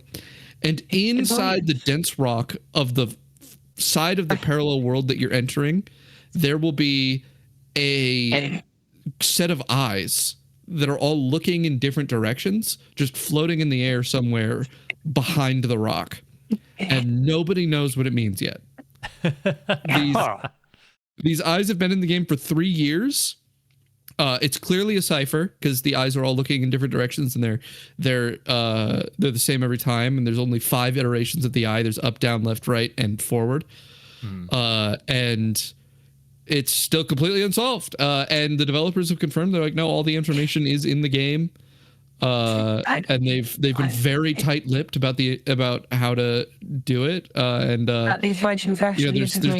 There's so much, and those are just 2 examples of the unsolved things. There are dozens of solved puzzles in the game, right? That make it this very interesting exploratory experience for anyone who is willing to try that approach. I mean, it fascinates me. Particularly the part about this game that resonates with me the most is the level of environmental control and power that you can accomplish. I don't think there is a game where you can really be more powerful than you can in Noita. And that's fundamentally just by limitation of what it is to make a video game. Right. You can't make a character have the level of control that you can get in Noita because it's really down to the level of simulation they're doing. There's so much you can pull off in this game because it'll simulate every single tiny bit of control that you can have. And so when you make a very powerful character that's immune to everything and capable of doing these world-changing huge spells, it's not something I really have a basis of comparison for. It's a very great game. All right. It's unlike anything I've ever seen. I don't know if there's a game that really comes close. I mean, the inspiration for this game is, I think it's an old Flash game called Sandbox that is literally just a series of powders and materials that you can watch simulate stuff. Oh, okay. It's just like, you could put gas with fire, the gas will be on fire, and you could put sand, and that's it. All right. Man. Yeah. No, fantastic game. So it's super good. All right. That leaves you, Mr. A.A. Marlon. What's your next one? My next one. Let's pull this video up. So what I'm putting at here is I had to struggle a little bit with this one, which one to put here. But this one didn't take long. My next game is a little game called Devil May Cry 3. Yeah. And this came along. I didn't know anything about Devil May Cry, nothing at all. I forget how this came into being for me, but this was Blockbuster. I rented it because it looked cool, and I was right. Exactly. And this happened in 2004, so I was 12, 13 at the time, which is about that time as a young boy, you start to look for the crazy, edgy, cool stuff that resonates with you. In North America, it would have been 05. March 05. Okay, so I would have been 13, 14 then. Yeah, and everything about Devil May Cry 3, from the visuals to the music to its sense of humor combined with the darkness, resonated with me so goddamn hard. It is such a fucking perfect video game. It really, like, that intro alone just sets the tone. Yes. Like you get that fucking edgy, dramatic Virgil Dante fight in the rain with the narration. Yep. And then you get the Dante at his office. Let's get this party. This party's getting crazy. Yep. At the jukebox and the pizza box and the fucking pool table shooting the goddamn ball. Mm-hmm. That was 3, yeah. Oh, okay. I thought that was 2. Yeah, I remember. Yeah, I remember like watching a old top 10 list of like top 10 coolest characters. And that's my first time knowing who Dante was. Yeah, and they didn't have to say anything. They just had to play that clip. Yep. Yeah, and I was like, that is cool. Self-explanatory. This shot from the opening sequence where he picks up a call about needing to slay some demons. Demons come to his place. He is skating. He is sliding on a demon, then spinning around, shooting guns, eating pizza. Like, it was everything for me. All this character took over my mind. It's one of the and then like. The core gameplay loop of this game is so good. Like playing the special edition on Switch a couple of years ago when it came out, like just it's a game I need to go back to because at the time the worst thing about it for me is that I am someone who is traditionally really bad at video games, and so at this time I couldn't come close to finishing it. It demanded a little more from you than most games. Not that it was like crazy difficult. Yeah. It was just the special edition one that came out added an easy mode, which sounds like a year later. But yeah, like I remember this game came out and it came out around the same time as God of War, and I got to God of War first, but then I rented this one, and it just blew my mind, man. Yep. Yeah. Like and I finished it, but like I kept getting kind of low ranks because back then I wasn't good at this kind of game yet. Mm-hmm. But I did not matter. I was having a great time. Yeah, I was having an amazing time. The part of the video where Dante and Virgil are fighting, and then all the rain around them isn't hitting them because their swords are moving so fast. Right? Yeah, it's blocking all the rain. Awesome. Okay. It's so sick. Type it's of silly. detailing the best. Oh, yes. So they added. There is a version of that game for the Switch. It is now the best way to play that game because it has an option to play it like modern Devil May Cry, where you don't have to pick a style. You can just switch between them on the fly, like in 4 and 5. So yeah, like I highly, if you're going to go back to this game, go play the Switch version because it's the only one that has this style switching, and it actually makes it easier too because then you just flip between what you need to do. Like it's I think I will say playing it. Yeah, go ahead. Playing it on a Switch on not the Pro controller was not ideal. I played it on my last. I played on my last San Francisco trip on the Switch 1. And I'm just like, my hands.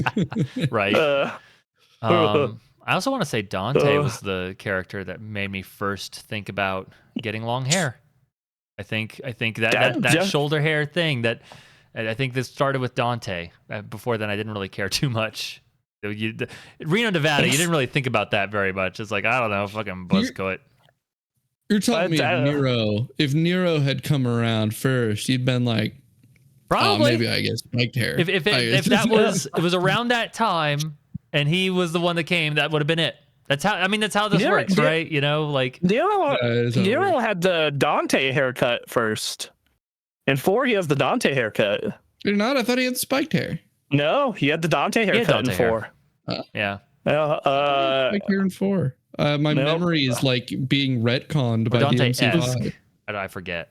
Yeah. It was such that when you saw the trailer, at first people thought he was Dante, right. And then they were like, "Oh, yeah, yeah." You want to talk about games that made me and like these are the games like, all right, to get an idea of my vibe and what I enjoy, this is absolutely a game that had to make the list. I'm gonna spoil mine. I don't have these or Bayonetta on mine. I just had to make some tough cuts. Yeah. But like, yeah, these and Bayonetta are some of my absolute favorite games ever. Yeah. Like they are. I've not played DMC 3. I have played a lot of 5 though. Not a bad way to get into the series. I think you would love 3 and 4. I think you would really love 3 and 4. I think my perception of Dante is a bit painted because of 5 differently than how he has been throughout the series. Because like when I see older games with Dante, he's young. He's young. I feel like he's old and tired. He's the young goof. In my mind, Dante is old and tired. He's goofy still, but he's old and tired. No, yeah. Like when we see like celebrities that were in their prime during the 60s and 70s, but you didn't know them till the 90s and 2000s. So like I didn't know who. Yeah, I didn't know like say like Patrick Stewart was like in the 70s or something like that. I just know him as this dude, or like Christopher Lee. Right. I have a perfect one for that. Is like I recently watched Casino for the first time. That Martin Scorsese flick. Yep. And I'm so used to modern Robert De Niro, so seeing him even relatively young, I'm like, whoa. Right, yeah. Young Robert De Niro. Absolutely. Sorry, I have to continue. Yeah, no, that's my thought. That's my thought. So like it's just kind of one of those things when time goes on. So like, you know, I picture Link as like 2000s Link, late 90s Link. I don't really picture Link as the Camelot looking Link of the 80s and very early 90s in the Link to the past and stuff. Right. So, yeah, Dante is the kind of person I would aim to be, which is why I'm always disappointed in myself every day. But I'll keep trying. I'll keep trying. That is a painfully high standard. Yeah. I can't take a sword to the chest. Why can't I eat pizza and then skate around and spin Well, actually, guns? that you can do. You can. I can eat pizza. as much- I can eat pizza. Yeah, you can eat pizza and skate all you want. There's nothing stopping you from doing that. But see, now I need to get a sword and 2 guns, which I can do. Sure. Why haven't I done that? Actually, you could do that too. I could do that. Yeah, you're 100% allowed to own a gun and 2 swords. It's true. Yeah. All right, no, hang on. I gotta write this down. I'll be right back. Anyway, dye your hair white. Buy a pistol. I can't dye my hair white. I'm gonna have to become old Dante for it to go white. I'm just gonna have to wait it out. So I didn't dye gray. I mean, I'm either lucky or unlucky, and I'm already gray. No, you're already there. Just hard. Yeah. I've attempted dyeing my hair like actual like permanent dye, and it just doesn't work with my hair for some reason. So, this is what it is. Yeah. So yeah, that's it. All right, I guess that's I'm next. Okay, so my next one is Super Mario Galaxy. Ooh, Galaxy. All right. I really love me some 3D platformers and 2D platformers. I could only, to fit everything else, I could only pick one out of the tens and hundreds I have played. And I was like, all right, well, the one that is probably the most polished and indicative of what I like, even though it's not my favorite, is Mario Galaxy. Mm-hmm. And Mario Galaxy, I love Mario, and Mario Galaxy is kind of what tipped me over to Mario being one of my forever franchises, the platformers. Okay. Because, like, you have to understand, I played 64, which is one of the greatest games ever made. I think that's kind of that's like a fact. Yeah. And then, but then you play Sunshine. And you're like, ugh. But then, I don't know. and then, yeah, but then you like play Galaxy, and it is the most mind-blowing goddamn video game with the way they handle gravity and the way that there's just so much variety, and the music is amazing, and it. Like, even today on the Switch 2 version, like, it's just an up-res job, and it looks incredible. And they did this orchestrated music, and it's just... It might be the most polished game I've ever played, other than its post-game basically just being having to play the game again. Oh, damn. That's like, like, the post-game is like, do it again, idiot. But with... Hell yeah, I will. With pleasure. Yeah, thank you. Yes.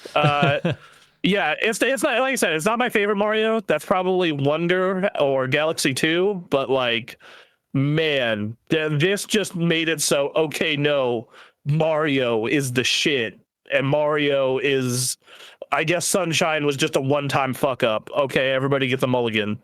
You know, even Sunshine isn't that bad of a game. It's not that bad. Fine. It's just it's fine. It was GameCube. They were trying stuff.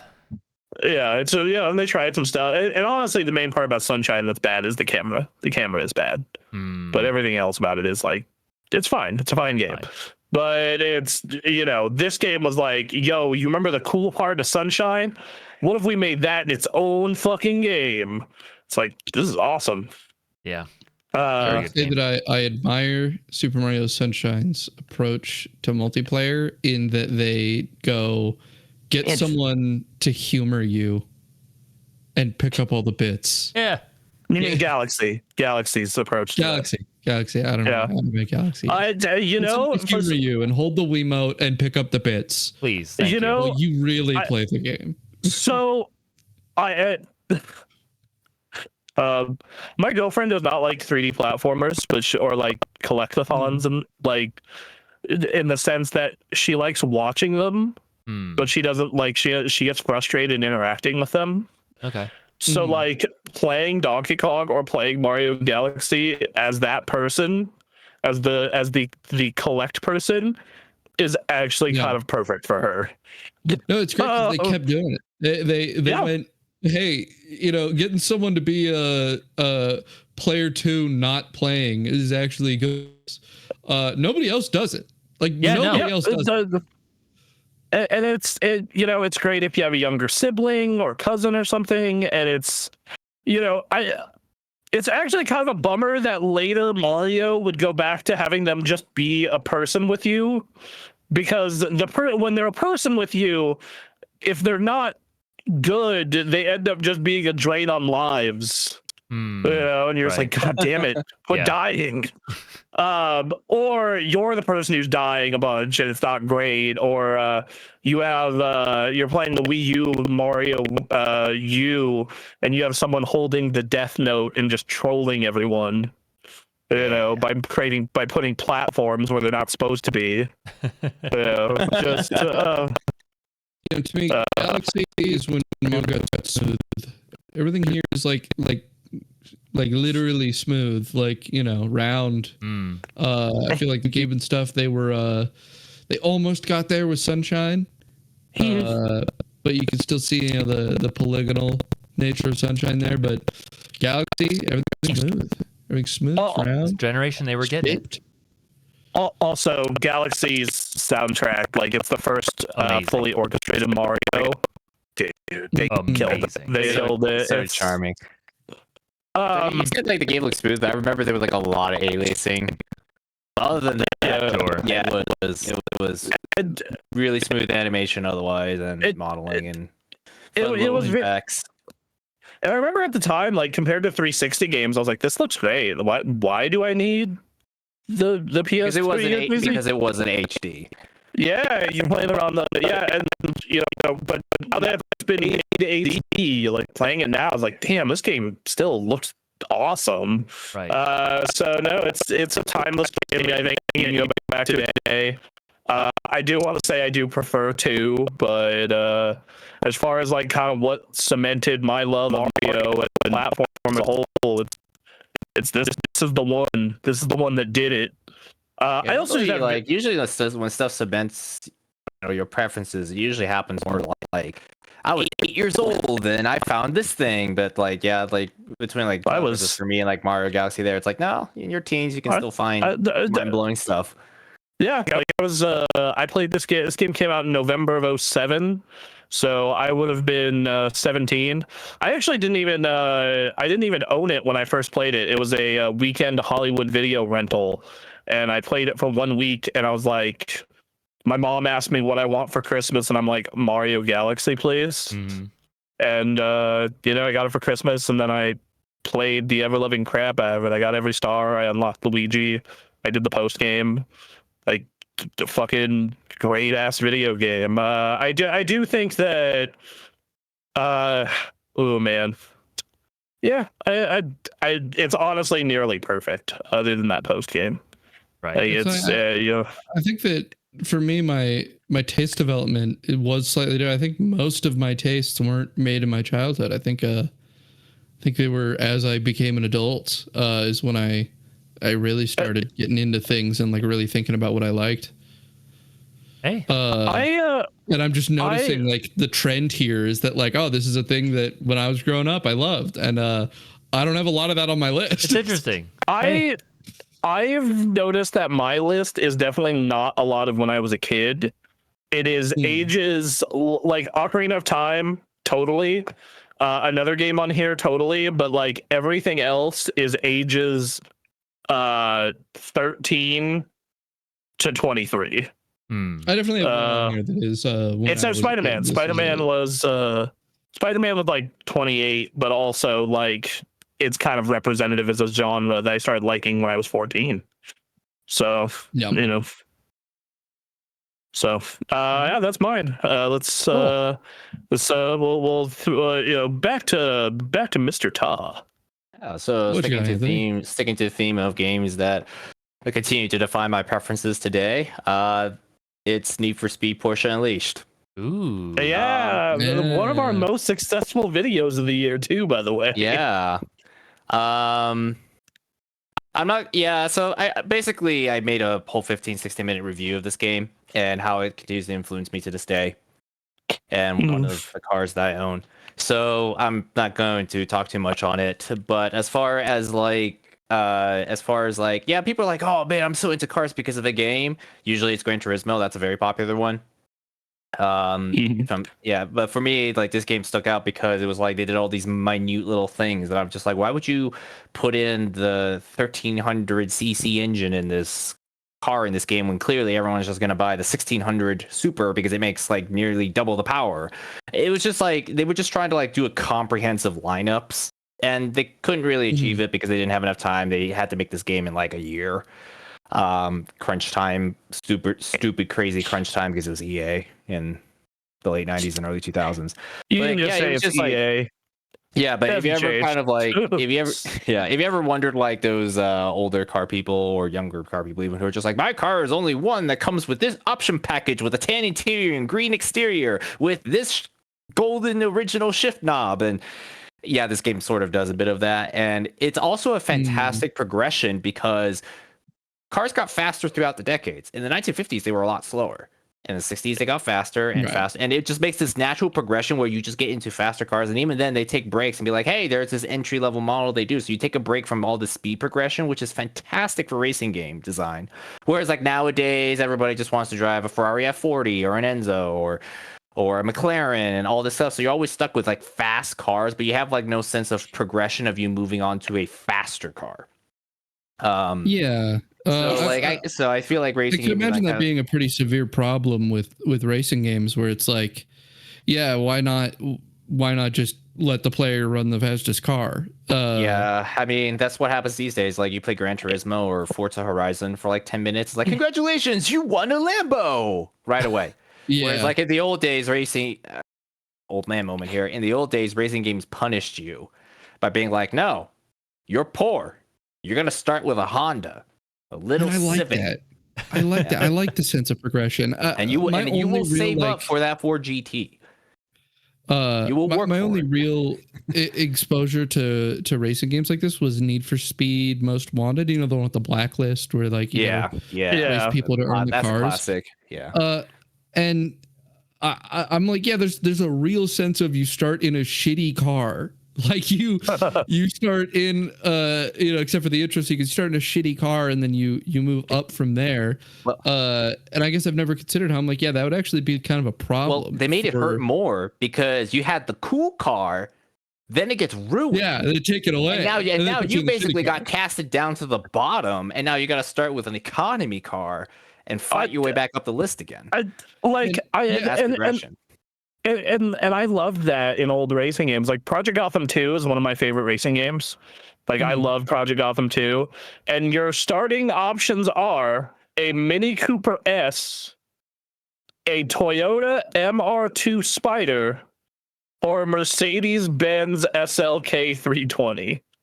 And you start out cool cars, but they are the affordable, smaller cars instead of just jumping straight to the fast stuff, which honestly, like, I kind of feel like it's a little unfortunate these days because part of YouTube car culture is there's so much obsession with young guy gets Lamborghini at age 23.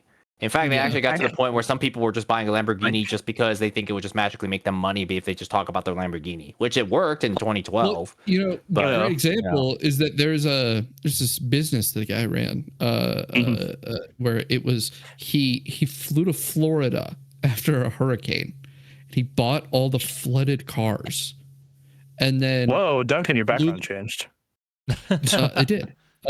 Flew them to Los Angeles, and then literally just rented out people being able to pose with the cars. The cars don't work. He didn't fix them. He just flew them to Los Angeles and let a bunch of people just pose with them so that so many people could they rent them out for a cheap price, and then they could have pictures being like, yeah, I got my Lambo. I'm 20. I hate the world. I'm 19. Okay. And everyone finds out it's in the same. Except everybody knows it's the same hangar, same building that they're all saying. Yeah, I'm doing shared ownership with like 50,000 other people on this Lambo. So I technically own the Lambo. I own 1/5000th of a Lambo. Hey. Yeah, I got 5 seconds of timeshare on this Lambo. Oh my god. I respect the hustle. That's a good scam to run the Lambo timeshare though. It's not renting. You're not renting. You own part of the car. You own all 5 minutes of use you get for it a week. I respect the hustle. I respect the hustle. Good on this guy for getting his. Yeah, but I was saying it's I could see that being a problem with modern racing games where there's not interest in driving nobody wants a Chevy slow car. Spark. Yeah, like nobody wants to drive a slow car, but like a lot of people are complaining about Gran Turismo today because they started putting in crossover SUVs, Toyota RAV4, Honda CR-V hybrid. Just like, why would you do this? But then the people from the old days, like, I don't know. Do you ever look at Gran Turismo 1 and see all this like these slow K cars and boxes? Gran Turismo 4 is one of my favorite driving games, and the starting car is like an 80-something Miata. Yeah, and guess what? Like those people who are our age now, what did they love driving at autocross events and racetracks? A Miata.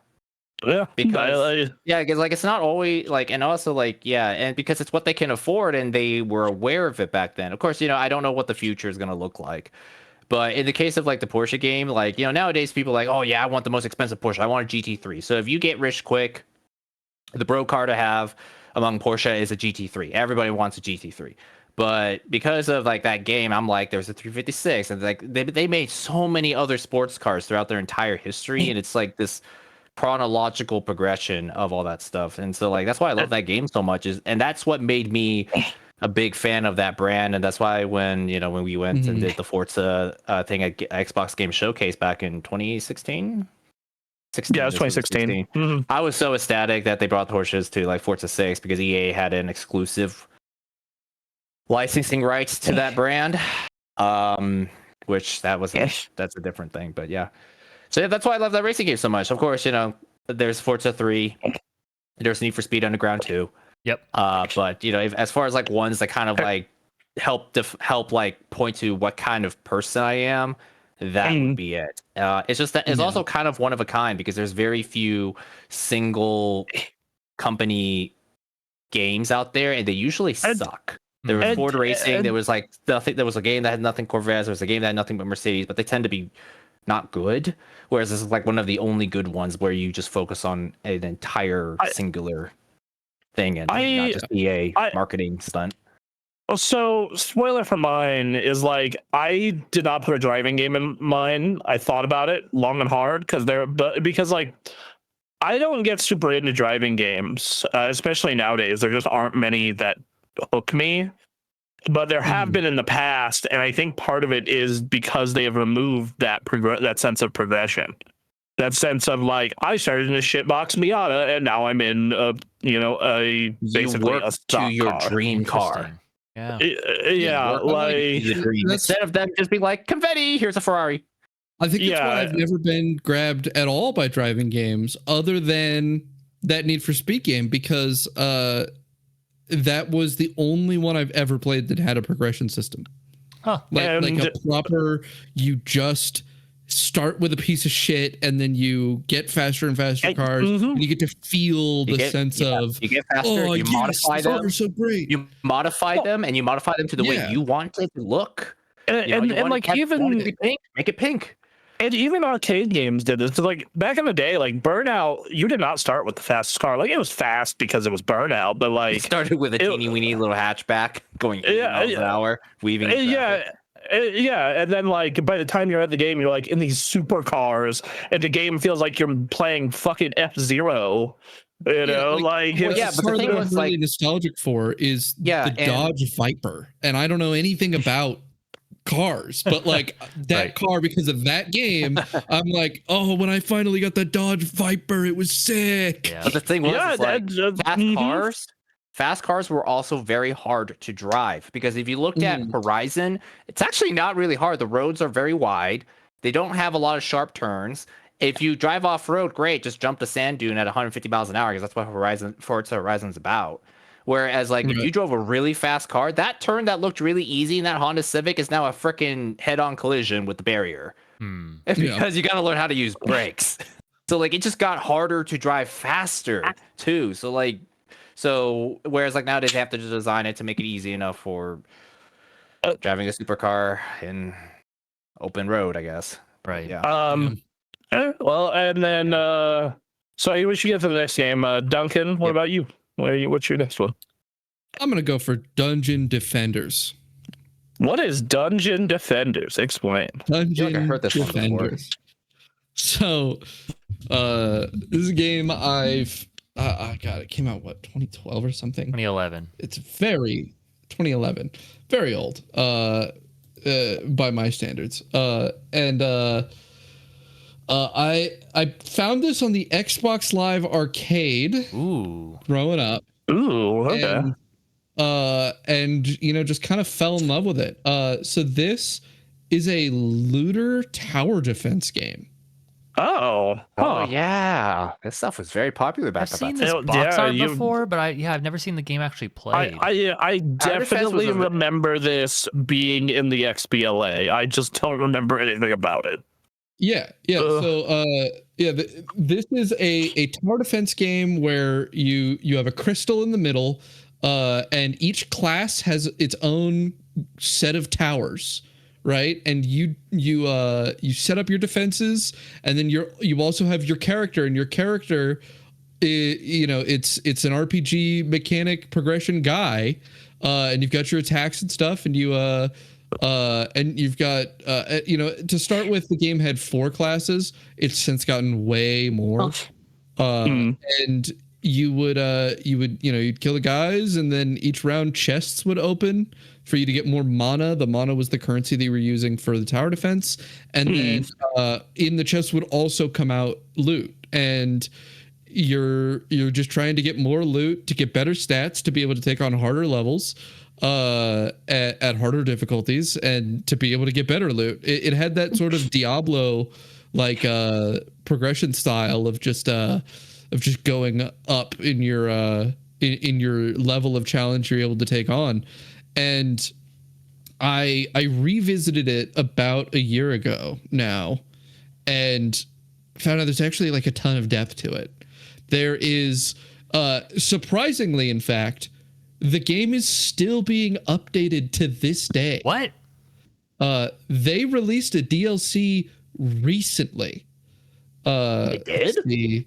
Yeah, it was let's see, it's a new character. It's a whole new class called the Warden. And it came out August 26th. Oh. They have been active deving this game the whole time. So I mentioned you guys in the pre-show that there's a game where Kamala Harris is a playable character. And this is it? This is the game.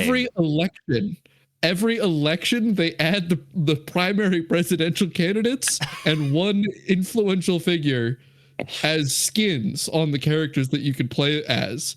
And in one case, there's an Abraham Lincoln boss fight.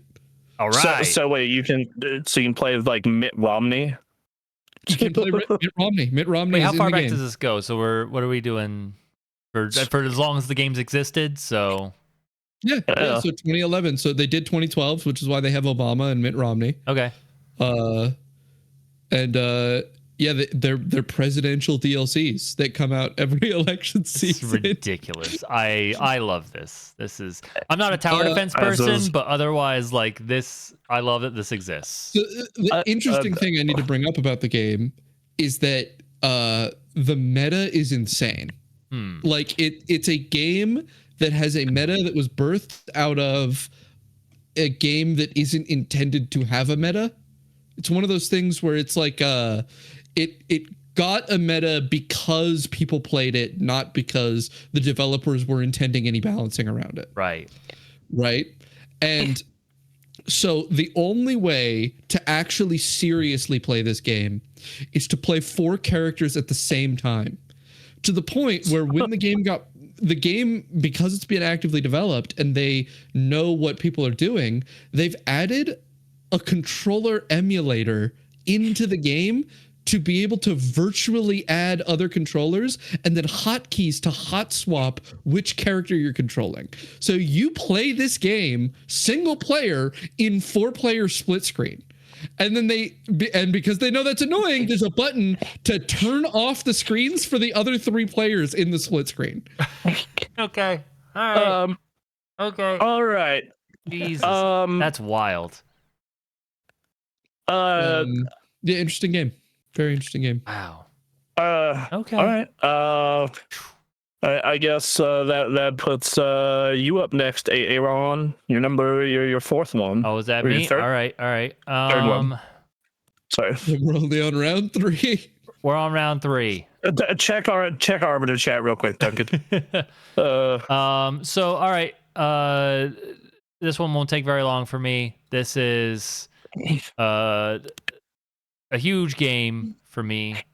Trailer's in a different language, but oh well. We're not playing the audio, so it doesn't matter. There's a little game called Shadow of the Colossus. It's such a good game. This was a game that when I first encountered it, I was like, this is a neat little thing. And then I sometime later I played it fully all the way through and was like, this is one of the greatest video games ever made. Just what an amazing work of art. It is. Oh my god, dude. Yes. Beautiful. One of my favorite bits of fantasy. Just this wide open world. There's not a lot of life going on in it. There's some small wildlife, and then these colossi, and then you and aggro, and it gives you this open world, and it's like, all right, I'm gonna point my sword and see where the light goes, and then I gotta go in that direction and find it, and it's just beautiful and serene, and I can enjoy just trotting along. I can go as fast or as slow as I want, and there's this sort of vague story going on. You can kind of put the pieces together, but it doesn't quite tell it to you necessarily. And I love this. It's 6 hours to go through, and it's not a long game. It's not a long game. And there's stuff you can do outside of that to like level yourself up, and there's speed running stuff you can do. There's like a lot of games, but the remake is fantastic when they fully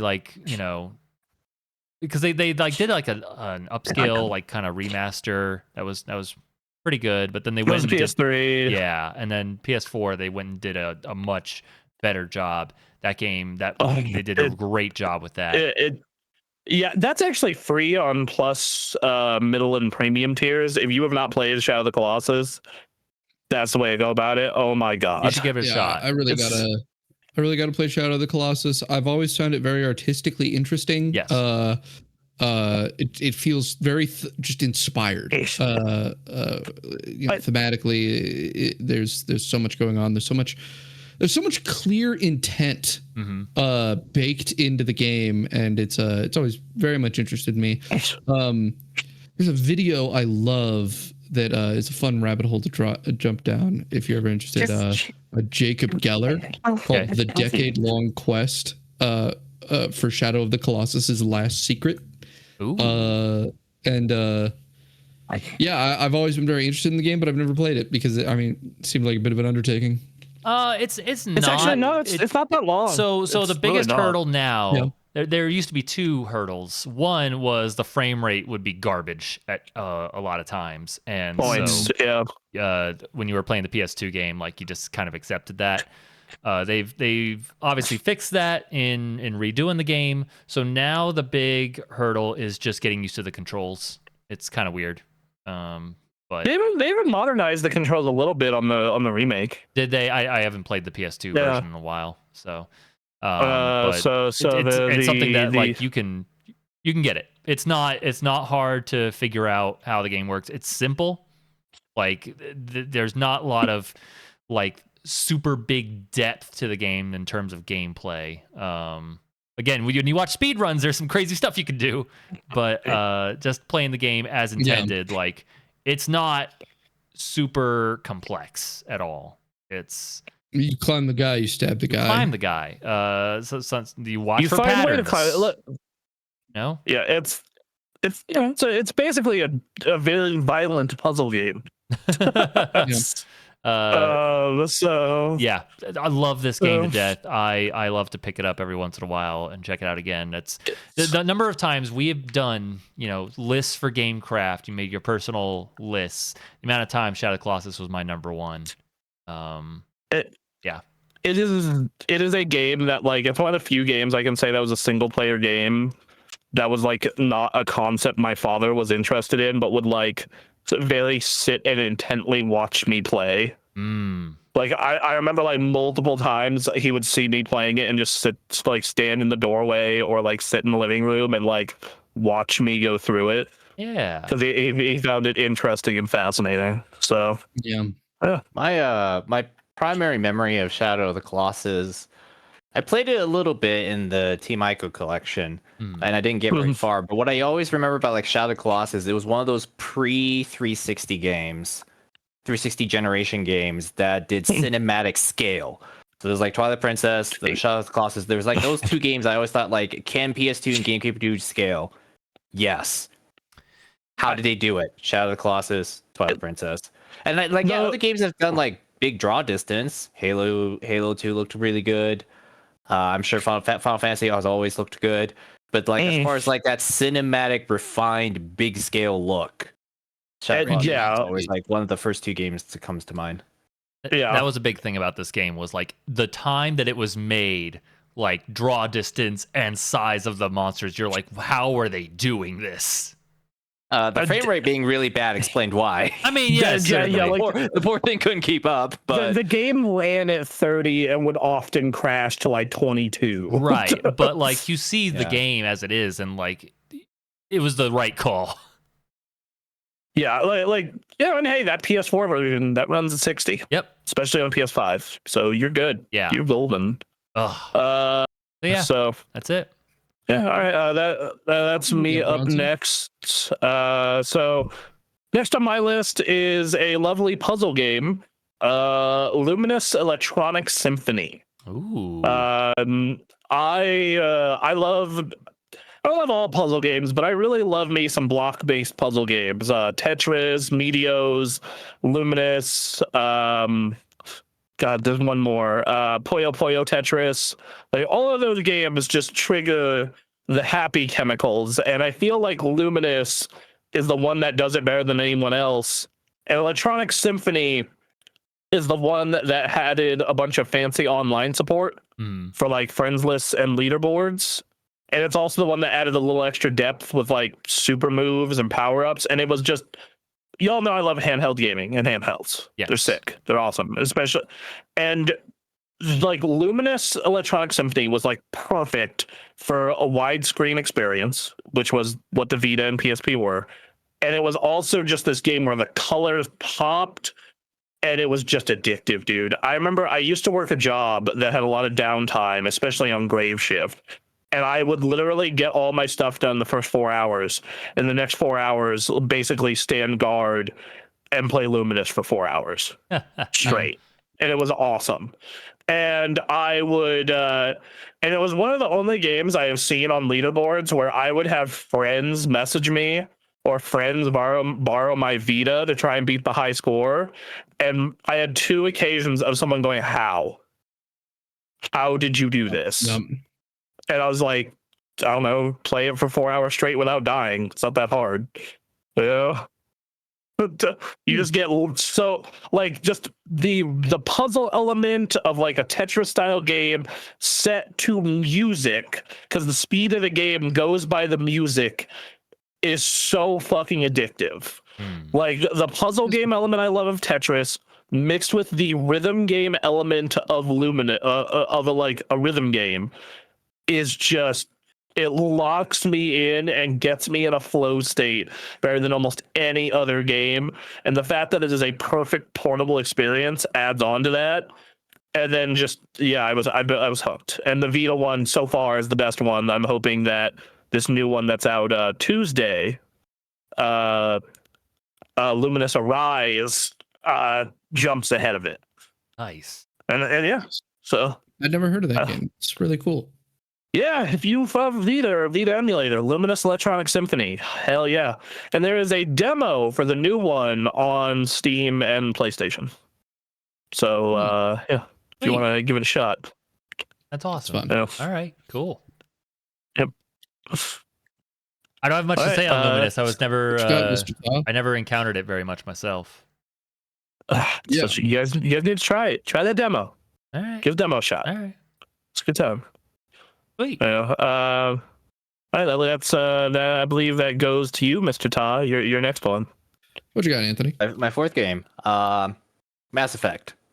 Oh, The first Mass Effect. Mass Effect. Yeah. It's not the best playing game, but as far as establishing the sci-fi mood, the synth music, like general atmosphere, art, and then of course this was my intro to that BioWare conversation magic they were doing at the time, that we're continuing on from KOTOR, and eventually we're doing Dragon Age Origins, and is pretty much the conversation wheel choices thing, Paragon Renegade stuff that a lot of games do today.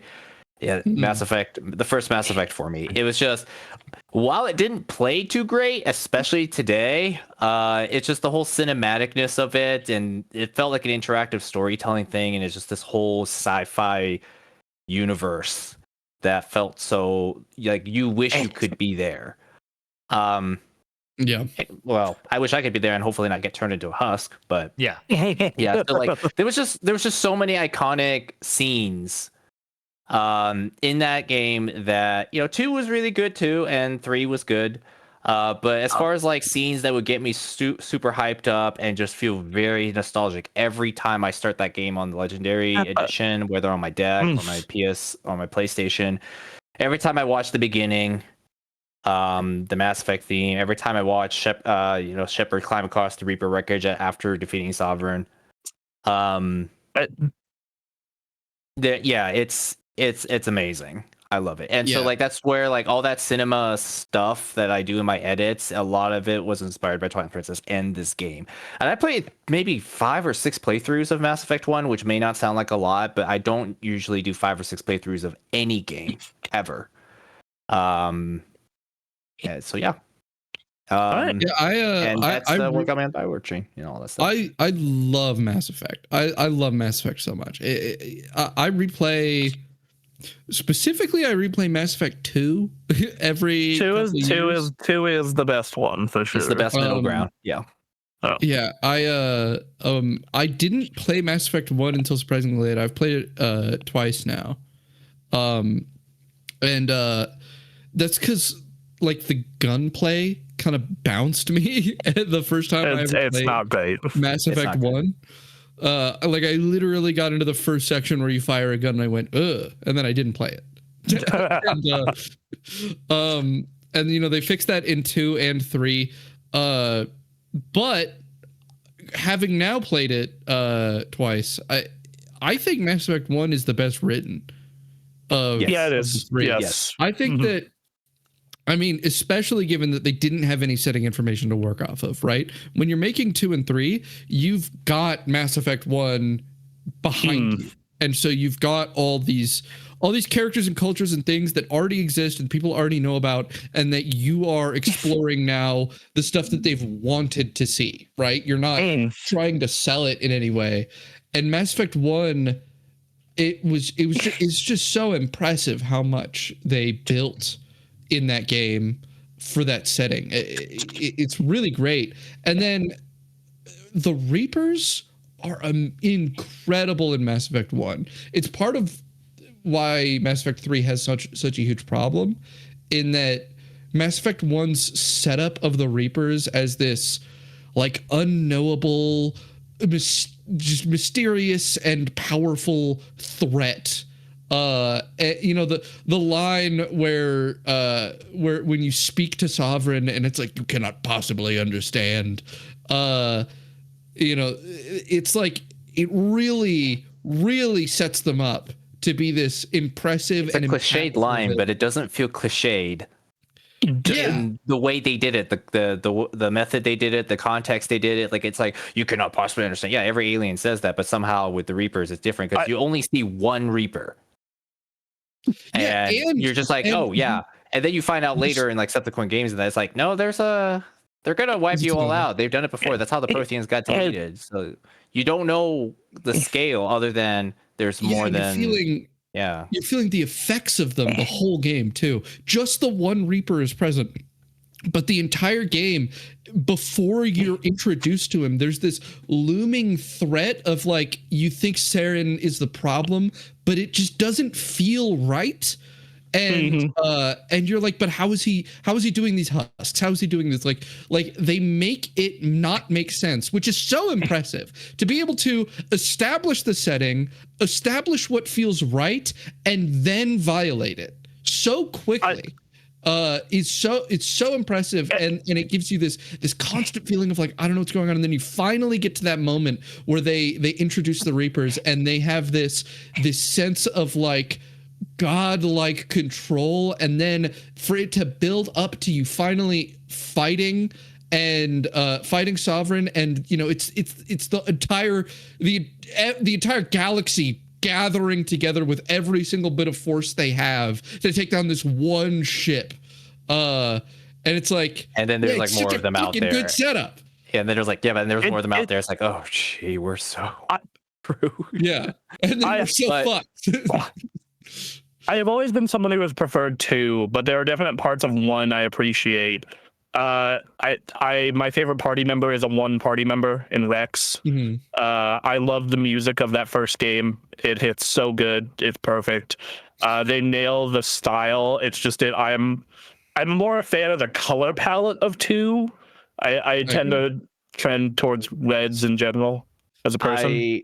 I prefer the color palette of 1 the best, because 1 is the best of the trilogy in terms of establishing the atmosphere, the emptiness of space, the loneliness of space. Because, like, yeah, driving the Mako sucks, and these planets have nothing on it. Yeah, guess what? You're in space. Most planets out there have nothing on them. And so, like, that's where, like, in like Mass Effect 2, I felt was like the best in between, because it still had a lot of the important aspects of the atmosphere of Mass Effect 1, but they kind of made it very normal. And the story doesn't have like that mysteriousness. You're assembling a suicide mission and blow up the collector base.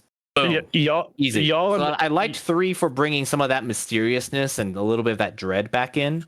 Like 1, like to do like a whole universe, and 1 was also the only one that leaned really hard on that 80s synth soundtrack. Everything after that I do love the soundtrack of 1 a lot. Yeah, because it's more for like art reasons and cinematic reasons. It's not so much because the game plays great. The conversation stuff, but that even came from KOTOR. So I will say, as a person, I am someone who tends to prefer more when you expand on a universe rather than establish it, which is probably another reason I tend to lean towards being more of a 2 person. But like, I am not someone, especially back then, I did not like Western RPGs. Now I can enjoy them, but even then it's very rare. So the fact that I like finished Mass Effect 1 and generally enjoyed it, like, says everything about that game, and its writing is spectacular. And this whole conversation, just like, you know, I've done a playthrough on PC and Xbox. Maybe I should start that PlayStation playthrough. And it's another one of those like industry defining games, because while KOTOR did it before Mass Effect, that whole like conversation wheel, branching conversation paths, that kind of stuff, a lot of that blob game conversation stuff came from like Mass Effect, which Mass Effect was also, that conversation stuff comes from like CRPGs. So it's just, and and mind you, like BioWare did do CRPGs. They did the first 2 Baldur's Gates. Yeah. Yep. I do think that part of why Mass Effect blew up so big, its conversation thing, is because KOTOR was limited to a platform that sold 20 million units versus this was on the 360 and eventually the PS3, which was like combined 180. It was 360 and PC initially. It was published by Microsoft. Yeah, and then it went to PS3 in like 2011 or something like that. I have a PS3 copy of that game. Mass Effect 1 did not come to PS3, but they had to stick in a comic. No, it came later. Like I have it. Okay. I have it downloaded on my PS3. So, okay. But I know like when 2 came out, they had to put a comic on the PS3 to. Yeah, it did not come initially. When did it come out? I want to say it was like 2011, 2012. 2011 is Mass Effect. 2010 was Mass Effect 2. Yeah, that's when that's when that came out on 3. No, that was when it came to PS3. So yeah, late 2012, Mass Effect 1 came out on PS3. So it was like late generation. But yeah, anyway, Mass Effect, hell of a franchise. I miss Mass Effect. Well, it was a hell of a franchise. It used to be a hell of a franchise. Of course, like the problem with Mass Effect is that it's BioWare, and so you look at BioWare today, and they're making another Mass Effect game, but after like all these things have been pissing off longtime fans. Yeah, there's a reason why Dragon Age Veilguard, I said, is the last stage of grief. It's just like, guys, we've been disappointed too many times. We got to move on. They're gonna make another Mass Effect game to try and lure you back in, but this thing is gonna come out and piss everybody off again, isn't it? Because we just are unable to move on. Like go look at Archetype. Look at Exodus. Look at Entertainment and make what Exodus is. That like the lead writer who wrote Mass Effect 1 and 2, the lead guy of that, he's at Archetype doing Exodus now. So look at that instead. Get excited for that one, not this new Mass Effect. But you know, the crazy part where I get sad me about 1 through 3 is that they got worse writing every game. Every game has kind of worse writing than the last, and then better gameplay, like much better gameplay. Right. That's why 2 is the sweet spot, and 3 played the best, but I described it as a really well written fan fiction. Yeah. But like Biotic Charge in 3 is so cool. It's so fun. You are right. If you play a Biotic Connect Charge guy, to tell Garrus to use abilities is also really cool. Right, but like doing the whole like where you go and like it zooms out and like slows down and then you teleport into them and you've got a shotgun out and then they get flung into the wall and then you boom while on the ground. It's great. It's incredible. Yeah. And then the actual writing is like, oh, this is worse in every way. All right. Well, anyway, Daniel, we should get on to your next game. Well, what is your? Yeah. What's your number 4 here? All right, I'm on 4. So I'm keeping up my theme of the weird games today, and I'm gonna go with Greg Tech New Horizons, the Minecraft mod. I'm sorry, what? It's a mod to Minecraft. It's a Minecraft mod. This is the most Duncan shit ever. It'd be a little strange to find footage. You probably have to find that on YouTube. But it's look for something. I'm gonna pull up something. Oh, there's a lot of people that make Minecraft specifically about this. Great Tech New Horizons is a whole ecosystem. So, Great Tech New Horizons is a mod pack that's been in development for about 15 years. Okay. And it is a tech mod pack, and the playtime is really dependent on how much you understand about tech mods for Minecraft, and it's ranging from anywhere from 3,000 to 14,000 hours. It is a titanically gargantuan and immense mod pack. just even before you get into this, I'm just like, Duncan, just go fucking play Eve already. The levels of fucking get it, pull the Band-Aid off. Right. The levels of complexity you're engaging with in Greg Tech New Horizons. I mean, the footage he's showing right now, this is early game. This is probably the first like 100 hours, and this is considered like tutorial. Right. To most people. It's you're dealing with for one thing, there's very accurate simulations of a lot of physics going on in the game, specifically chemistry. There is a lot of chemistry in the game. Most metals that you use will have like their specific chemical combination for what the molecule is listed in the tooltip for the item. There's a lot of chemistry going on. There's a lot of nuclear physics involved. There's a lot of energy logistics. So what I'm hearing is somebody's going to know how to make a homemade nuclear reactor device.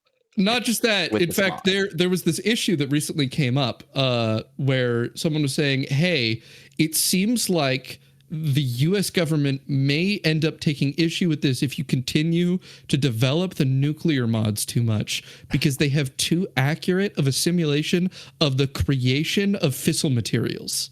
It could teach governments that have the resources to get the materials necessary. The government does not like the information on how to make nuclear bombs public. They don't like that. This game's not developed in the U.S., so their response was, "We're not developed in the U.S., so we don't care." Okay, so now what I'm trying to figure out at this point is, how did the people who make this mod get the knowledge of how to do nuclear things? Right. And so these engineers are in what country, being getting their degrees where? Clearly because clearly like you could buy textbooks, right? Like is there like some contract you sign that like, this part that we're about to teach you cannot be published in any paper or whatsoever? Like this is a secret.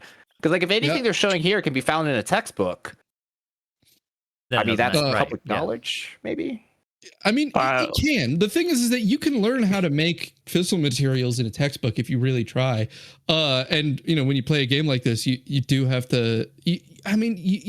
Most of that knowledge is contained within the Minecraft version of it, so you don't really need to know about the actual physics of a lot of these things. You can just know about the Greg Tech physics, but there are certain real life skills that you will have to develop, like internet networking.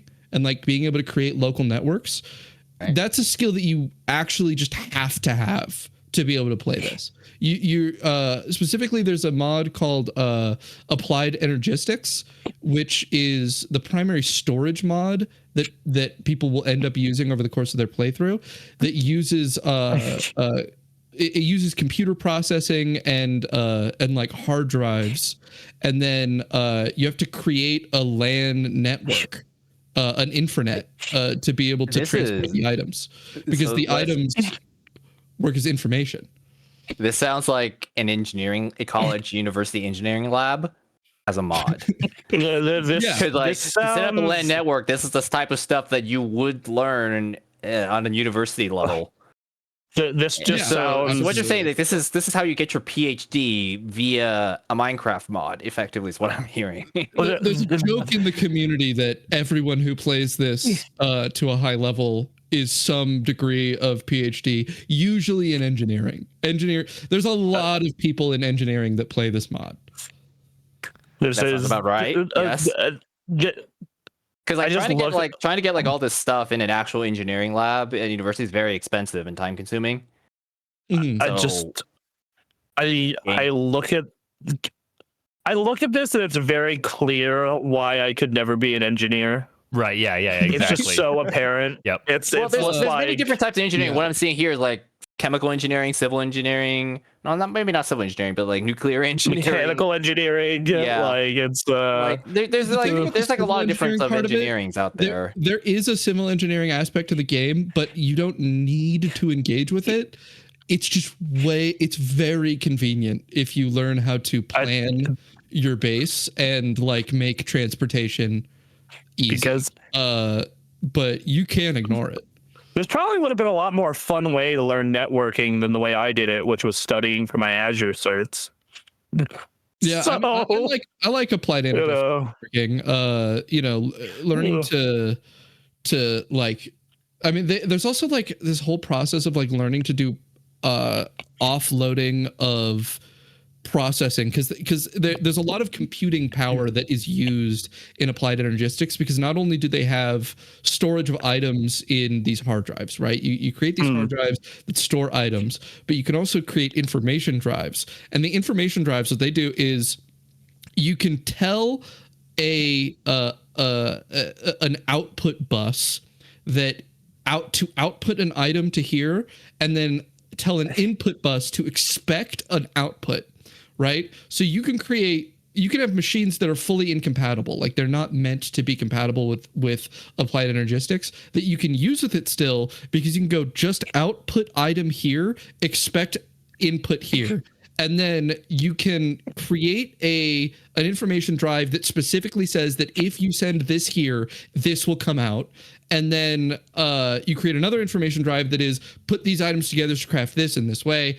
And your goal is to create an automated system that will allow you to go, I want this complicated to make item. And you just click it and you tell your computer that you want that item, and it will automatically have pre-programmed inside of it an understanding of everything, and it will get the machines to process it, and it will expect the output.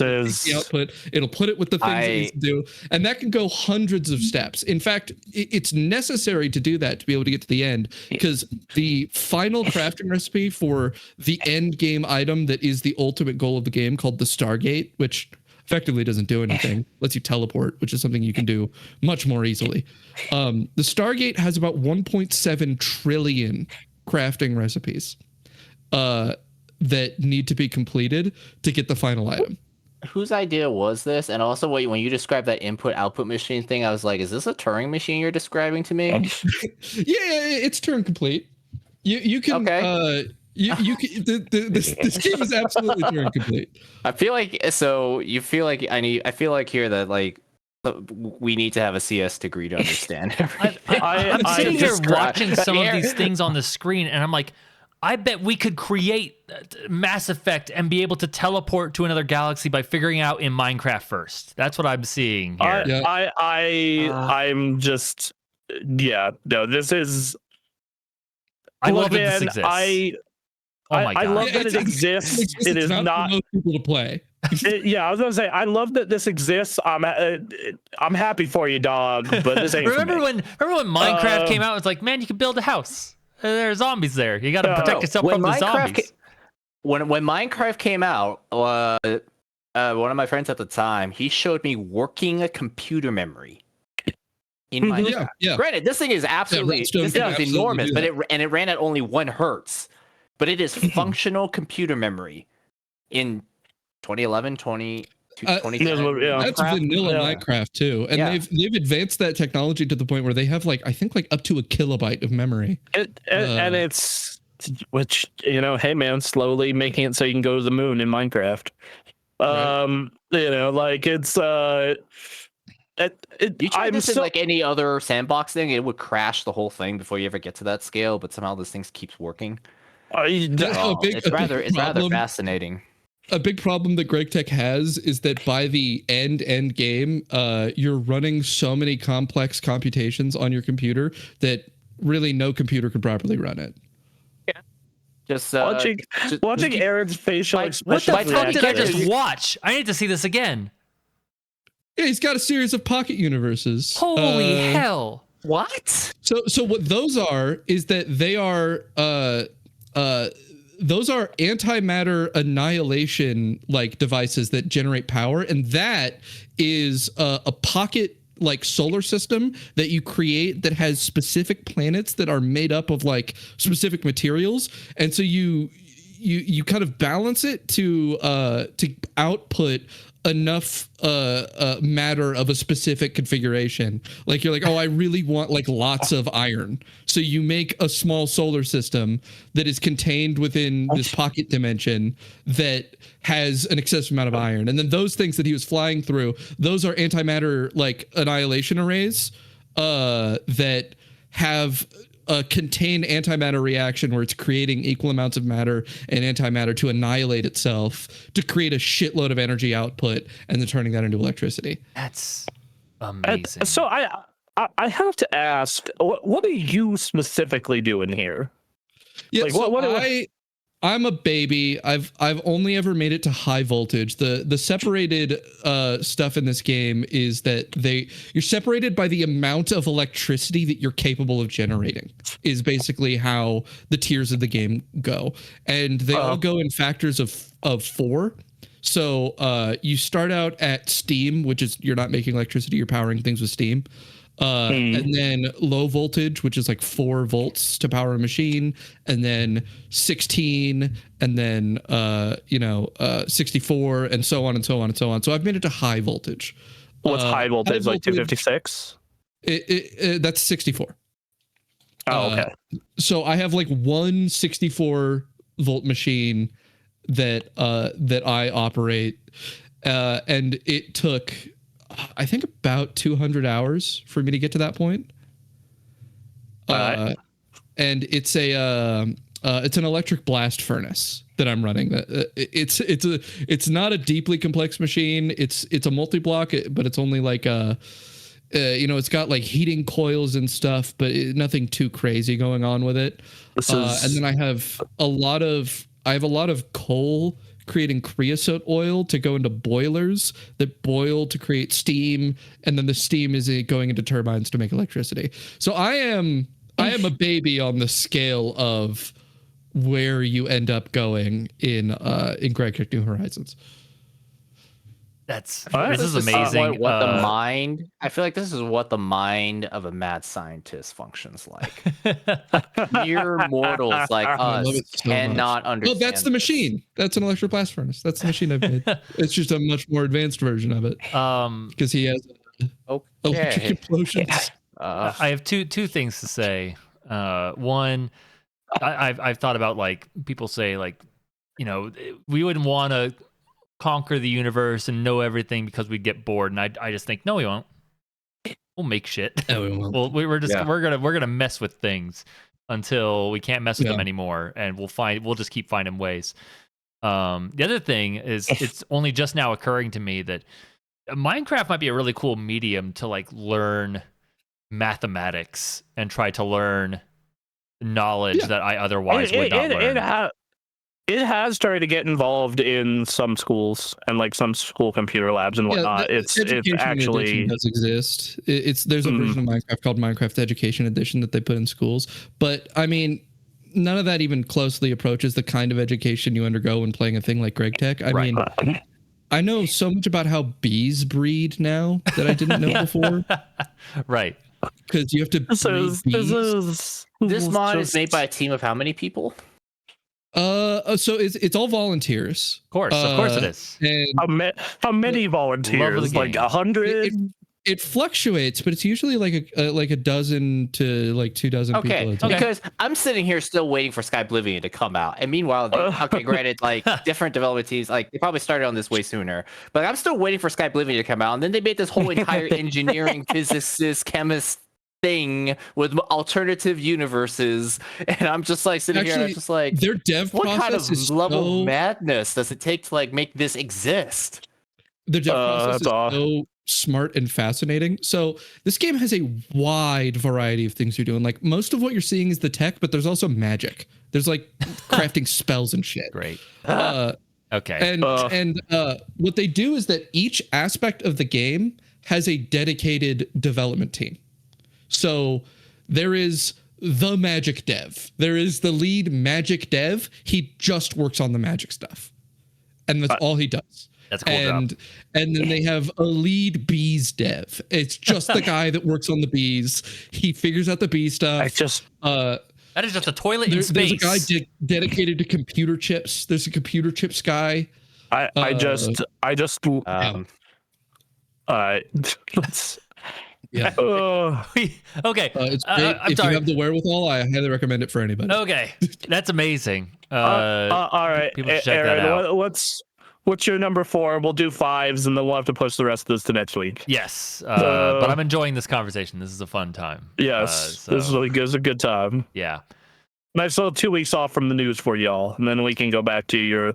You can continue coming back to stare at the nightmare rectangle. Yes. Yeah, Exactly. try and bring the interesting stuff. Not near. I try and bring it. Not nearly as much though, because we got Game Awards coming up. We got our Game of the Year. Like, you're gonna be getting less news for the next month or so. Which, you know, at this point, I'm okay with. I'm enjoying the break. I have something terribly complex, even more complex than what we see in Greg Tech. It's gonna take forever to wrap your minds around it. I pray for you. The next game on my list is Guitar Hero. Yeah. So dog. This game came out at a key point. I was a very music centric in a music centric family. I was not a music centric person for a while, but I lived with my dad, who was a radio DJ, ran music stations in Reno, and so we had walls of like thousands of CDs. I was surrounded by, imagery of Rolling Stones and Bob Dylan and all that, but I just never got into it very much until once again I got into my teens, and you start feeling feelings, and you start getting into expressing yourself. So make it sound like the Grinch. I know. Like, just my feelings. no, you have feelings. It's just in your teens. You start getting complex. They're more complex. Yeah. And you want to, and so you're and happy, but you're also sad. Things are not the worst, but they are.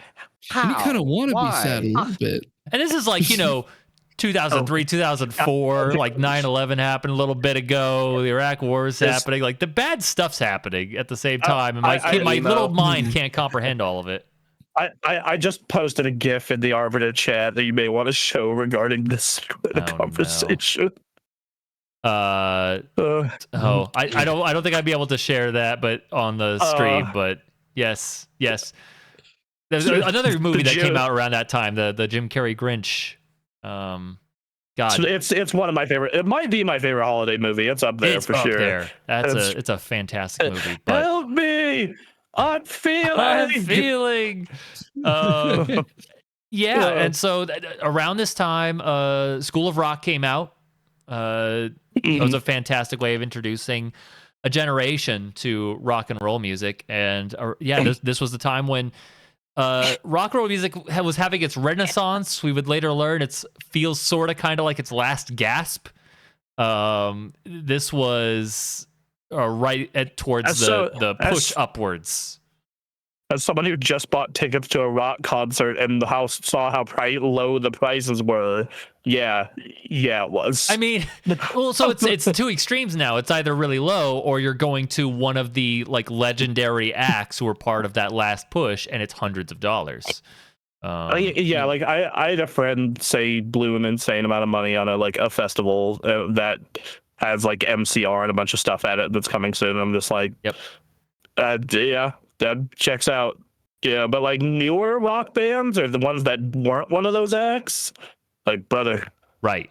It's bad out here. It's bad, and rock is at a low point right now. But like Guitar Hero was at that point where a lot of kids our age were curious and interested, and here was a video game that put out this plastic guitar controller that exposed you to a lot of music and got you interested in rock music as a whole. Introduced a lot of people to trying to play guitar without the sheer difficulty of learning the real musical instrument. Exactly. Well, yeah, you can get it and start having fun. Not easy. It's not easy. It's very time consuming. You got to spend a lot of time for it. You probably have to take lessons. Yep. Whereas like Rock Band's like, here's a simplified thing where it literally is just 5 buttons and this little thing to strum the guitar thing. And the first Guitar Hero like was... Well, go ahead. Yeah, like in the earliest years of like YouTube, freaking top viewed videos, just Guitar Hero on Through the Fire and Flames. Yep, that was a big one. 100%. W established his career off of doing Through the Fire and Flames without looking at the screen. And it's, and then you have the fact that like the first Guitar Hero was very much a proof of concept because like a lot of the songs in that game were covers. Yes, they couldn't get the rights to the proper songs because they were just doing their weird thing. Because they were such a they were such a like new thing, and it was a small, developer. Wasn't this a Kensha Hall game? It was a Kensha Hall game, baby. Yeah. Fucking. You go to E3, you can check out all these big games, but you want to go dive into the depths of Kensha Hall to find some weird thing. This was hanging out in there. Yeah, when you started going to E3, that area went away. It was like a parking garage. Yeah, just a parking garage by that point. But yeah. Back in the day, Kensha Hall was like, here is all the shit that does not have the budget to be on the main floor. No. Yeah, this was Red Octane. And what they did with this, like Harmonix. It was Harmonix and Red Octane and Harmonix together. Right. Was the one who made this. Yes, sorry. Yes. And then Harmonix went on to do Rock Band so they can get all the other instruments in there. They also did Guitar Hero 2. Harmonix did Guitar Hero 2. Yes. Before going it was 3, where 3 and Rock Band was the split, and that was a big moment for your plastic instrument games. Because I didn't play a Guitar Hero until 3, and even then I didn't own it. My brother owned it, and I would go over to his house because we hadn't adopted him yet at the time. I would go over to his house and we'd play it, and I sucked at it. I never had any kind of interest in rhythm games until I was a teenager, and I think it started with Osu. Okay, I got it. Yeah. I got pulled in by weeb shit. Right. So, 3 was the peak of. I don't have a lot of experience with the rhythm games. Fucking Guitar Hero was the only one that I played when I was a kid that I was like, it's fun. Yeah. 3 was the peak of it. 1 and 2 was actually a lot easier. And then 3 is when they were like, let's make this shit crazy hard. Crazy. And they did. That Devil went down to Georgia cover where you have a boss fight against the devil was insane. Awesome. Unexpert. It was super good. I love this game as well. I still have my original Guitar Hero guitar and the box and everything. It's in my closet. Nice. This was a game that I played consistently for a good 2 years straight after it came out. This came out in late 2005. Yep. And it was the reason to keep the PS2 around for as long as I did. Yeah. What Guitar Hero really is in the modern day. It's really funny videos of guys that stream nothing but Guitar Hero, and them being sent, play this real quick, and then it's the entire Shrek movie. It is. Yes. Yeah. It is just one song that is an hour and a half, and it's the entire Shrek movie, and they've got to play every line. Got to play it. Yeah. No, I love that stuff. Yeah. Ridiculous. All right, well that's cool. I had one game planned for my last spot, but I think I'm gonna do something that's kind of connected to Guitar Hero. My next one is Rock Band. Hey, nice. Hey, I love rhythm games. I liked rhythm games before Guitar Hero. Samba de Amigo, DDR, both were my shit in like arcades and on the Dreamcast. Luminous was somewhat of a rhythm game, and I loved it as well. Like, once again, very much hooked. But Rock Band was a game that felt like fucking magic. Rock Band was a game that you could really only do, like, because Guitar Hero was a very solitary experience, maybe a co-op experience. Yes. But like this was like, no, we are the whole band now. And I remember the first weekend that I had the full band set, it was like me and Mitch played through almost the entire campaign in one sitting until both of our voices came out because our band leader was vocals. Ah, right. And then we got stuck on, I think it was Run to the Hills. Because then you came over and just busted that shit out super easy. I'm like, what the fuck? You know, by the time Rock Band came out, I had played these instruments, the real ones. Yeah, you know, and I will say Rock Band drums is very applicable to real drums. It is. It's very close. Yes. For realsies, if you can play, especially pro drums and Rock Band, you can probably play actual drums. Right. It's really useful. Yeah. But I couldn't do that yet. So seeing Aaron just come down to the basement where my room was at the time and just bust out Run to the Hills in Rock Band was super impressive. And it was just this game that was, yes, it was a great rhythm game. In my opinion, it's probably one of the best rhythm games ever made.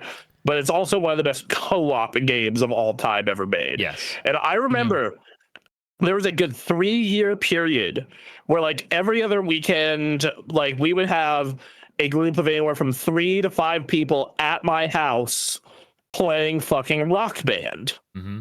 And it was awesome every time. And they kept adding new DLC. So, you drop $5 a week to get some new songs. I remember, we started getting in the habit of opening with Opening Band and closing with Don't Stop Believin'.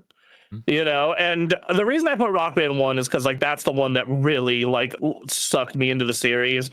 If you were asking me, 3 is probably the best one and 4 is probably my favorite. Sure. Just because 4 has the most music and options. Mm-hmm. But Rock Band 1 was this magical experience that continued through until basically I'd say a little bit into college is when the music stopped, for lack of a better word. Sure. Or phrase. But yeah, no, just everyone, and it helped that everyone was super into it. I remember I was not sold on the game when it was previewed. And then I went over to a house party with this guy named Mitch Childs. And he had a house party with Rock Band, and playing Rock Band in a house party in my teenage years was whoa, this game is amazing. Yeah. Yeah. It was fantastic. I played a lot of Rock Band. It was the thing, if you could get a group of friends together and you can get together consistently, and then you can make yourself in the game, and then you have everyone come together, and it's you're doing the whole trip, and you got a tour, and you got to get better at your chosen instruments, or maybe you're switching around with people. It was, and if you wanted to learn the real stuff, there was the pro. That came in 3. Yeah, 3 added the learn real instruments, you fucking losers. Right, yeah. All right, so here's the question. What was the hardest one? What was the hardest one to be on? Instruments? Yeah, I mean you've got the guy singing, you've got the drums, you've got the multiple kinds of guitars here, but which one was the that's the hardest one? Drums for sure. And in my opinion. I was a drummer at the time, so guitar for me was nuts. For me, guitar was super easy because I had started learning actual bass by that point in my life. Mm-hmm. And I'd played a ton of Guitar Hero, so all those skills were applicable from that as well. See, I couldn't make the transfer from early Guitar Hero. I nailed early Guitar Hero, but as it got harder from 3 onward, I was like, what is going on? I started to cap out. I did start to cap out my Guitar Hero skills around, I'd say the end of Guitar Hero 3, where I was just God damn, I can't do some of these songs on expert. And then Rock Band was always a little easier because they were trying to mimic real music and not just present the hardest thing you can imagine. Right. And so I was able to do most songs in Rock Band on expert guitar for most of its lifespan until I stopped playing, and now I'm rusty and can probably barely play on hard. Mm. But so yeah. Vocals was easy because that shit's just karaoke. Just match pitch, with dude. Vocals is that it's just anybody could do that. Aim the little pointer towards the bar. Go up or down until you hit it. Yeah, some songs it's harder and like it just doesn't. It's hard to hit the pitch they want, but it's not crazy. Yeah, well, see, the way you solve that is to sing like an octave lower. So, like, girls just want to have fun, but Girls just wanna have fun. yeah, there you go. We had that happen at a rock band night. Had a bunch of burly men singing "Girls Just Want to Have Fun" and Paramore. That was probably SingStar though. SingStar as well. I actually have one of my favorite video clips that I have buried on a hard drive is my friend Theo, big burly black man singing "Barbie Girl." Yeah. Hell yeah. Just Nice. dude, 6 foot, built like a truck. Just so good. And he's in a Barbie world. Yeah. But yeah, so I don't know. I would say from like easiest to hardest, it would be like vocals, bass, guitar, drums. That's what mine was, at least. I know, Aaron, you would probably swap guitar and drums. Bass was generally, but yeah, like bass is bass. You got to be, got to be quick with the fingers, but it's not too bad. And then vocals is just, yeah. If you can hit a pitch, you're fine. And then it was nice because like everyone could play on different difficulties. So like if you really wanted to, you could just, like, oh man, I'm having trouble. Yeah, just throw it on easy, dude. It's not a big problem. Like if you wanted to like max out gold star songs, then yeah, everyone would have to be on expert. But chances are, if you were playing the game that way, your whole posse was playing it every weekend anyway. Right. So no, it was a magical experience. I'm actually thinking about I know Duncan and Anthony were talking about where we got Friendsgiving Black Friday this year over the Atlantis. I'm thinking afterwards I'm setting up a rock band night if we can get at least 5 people to come out for it. Yeah, that'd be awesome. Is that because I'm out of the country? On the Wait, you're out of the country? Yeah. Wait, the 20th? Wait, is the 20th Thanksgiving this year?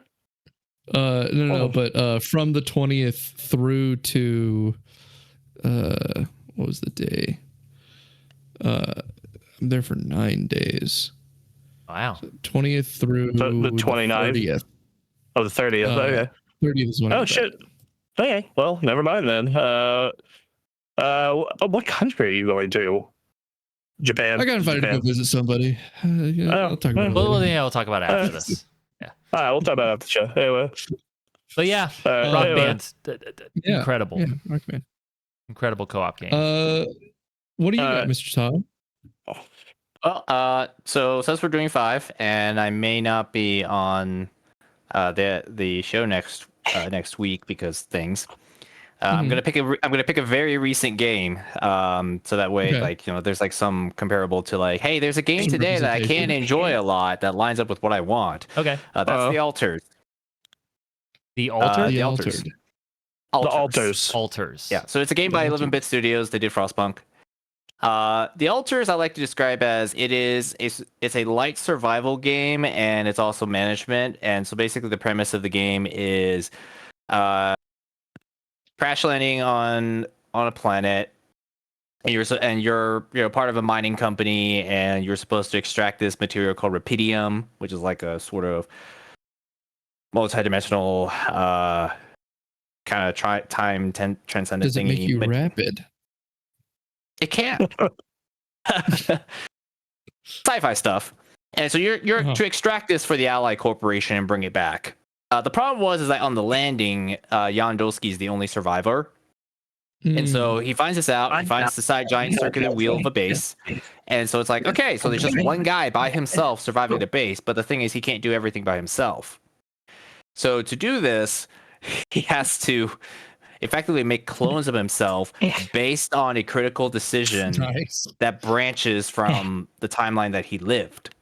So you have multiple Jan Dolskys. You have like the technician Jan Dolsky. You have the doctor Jan Dolsky. This sounds like a Rick and Morty plot. Doesn't feel really like it cool. though. I'm surprised I've never heard of it. Yeah, this looks awesome. Well, it is a lower tier title. It came out earlier this year, and it was on Game Pass. It is on Game Pass.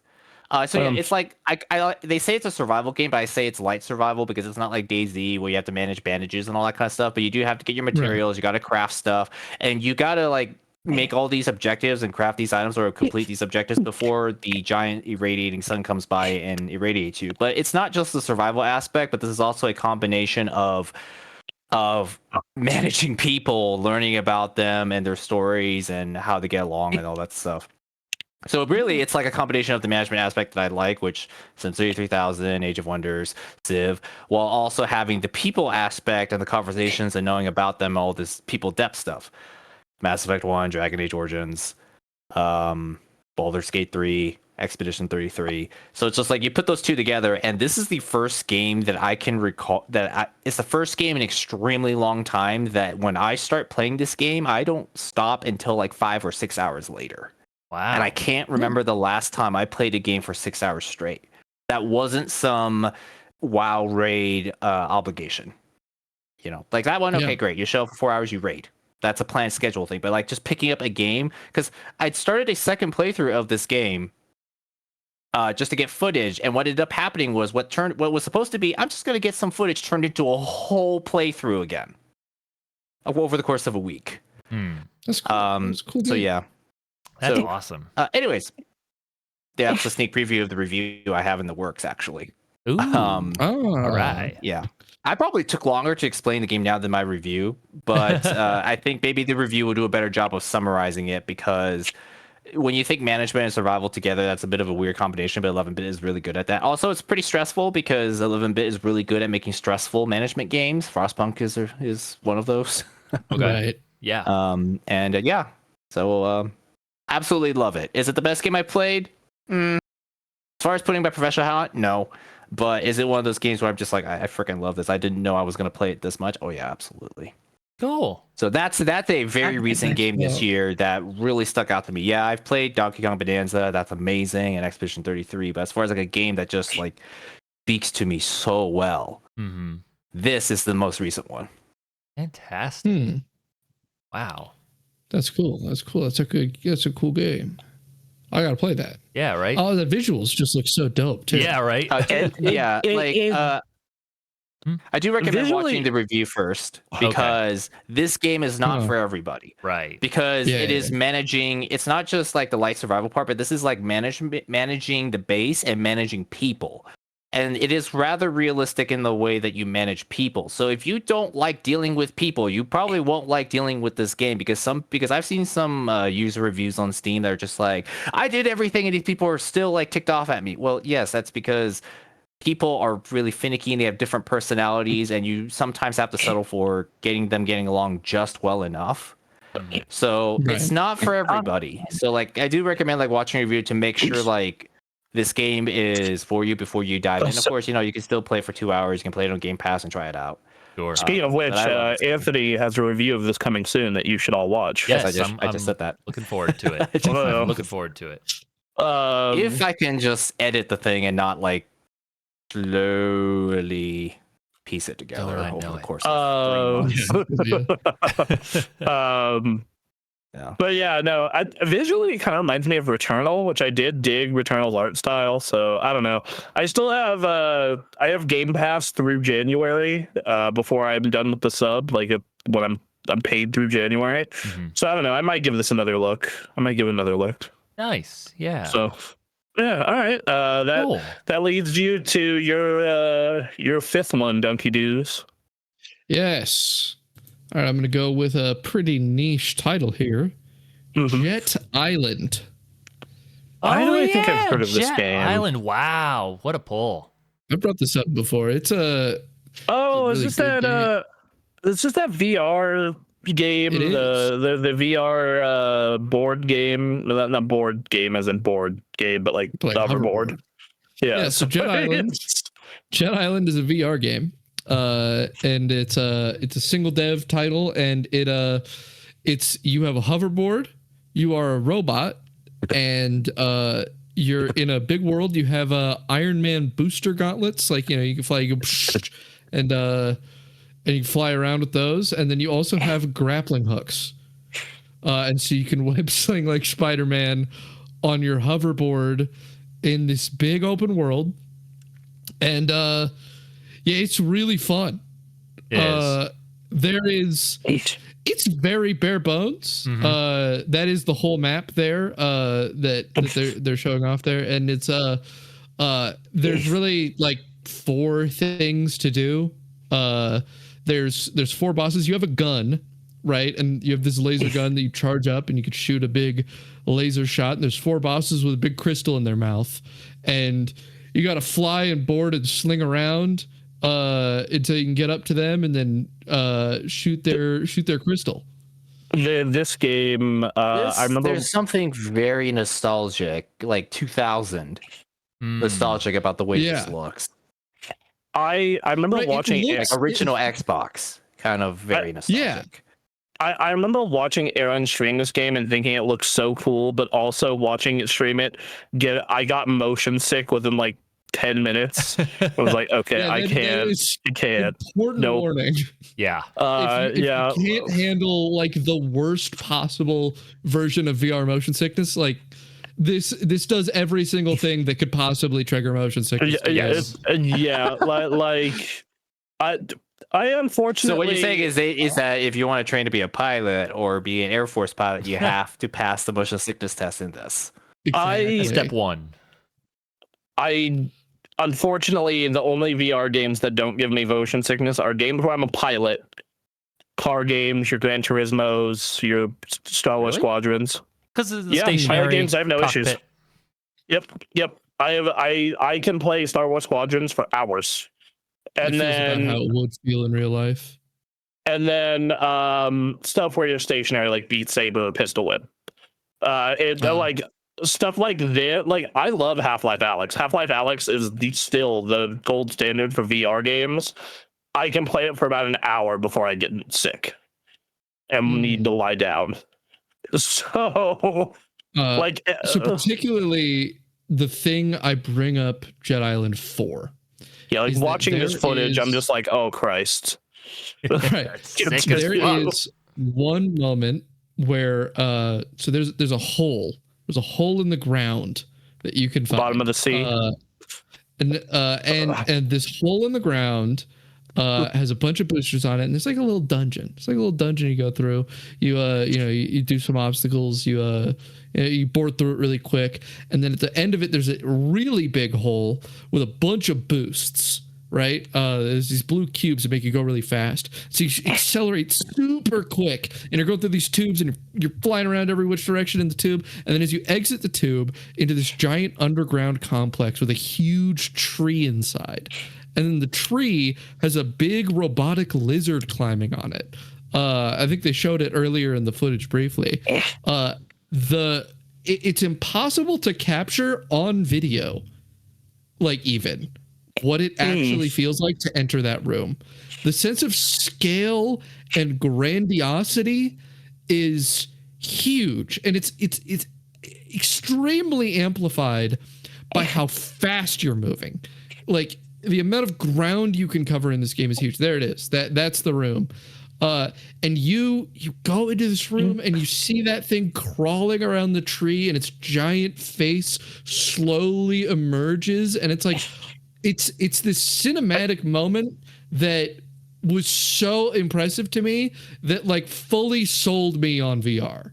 Right? Well, VR, better than any other gaming experience, just nails scope and scale. Like, it nails it when done right. I remember playing Half-Life Alyx for the first time, and you're like, you're walking on the rooftop and you're looking around, and it's all cool.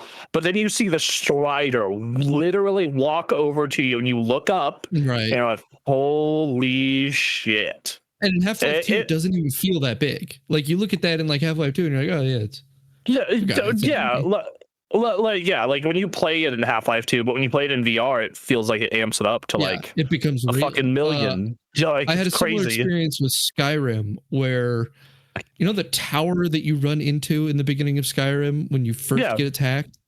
It's like a 2-story building. It feels like, doesn't feel that big. It's huge. It's actually huge. It's like a 30-foot tall building, and you can't tell normally with the normal sense of perspective you have in Skyrim, but in VR, you're like, holy shit, that's huge. Because you actually have to like crane your head up or just like look at you like, Yeah. Like you actually. Yeah, like it's this very unique thing that is particular to VR. I have my qualms with VR across the board, even without the motion sickness thing. But when it comes to scale and scope and spectacle, dude, there's nothing like it. Andy, I really should let you like try Half-Life and a couple games. I really on my Quest. should like try Half-Life and Gran Turismo because like to get a PSVR 2 is very expensive. I was gonna say I don't have a PSVR 2. I have an Oculus, so I can't do Gran Turismo. Though we can talk to Ninja. Ninja would probably be down to have you come over and try GT. Yeah, I could try. I could probably try a friend's PSVR 2 because like he's like, dude, this is amazing. You look around and you're like actually sitting in the car, and I almost reached out and wanted to touch the. How much is a PSVR 2? I'm actually they curious. go on sale pretty regularly, I think, these days because. Oh, that's actually they've gone down in price a lot. Yeah, and you can grab them used, and they end up not that bad. And if you could drop like another $100 off of this, I'd think about it. It's at like 400. If this can get down to 3, I'd honestly fucking consider it.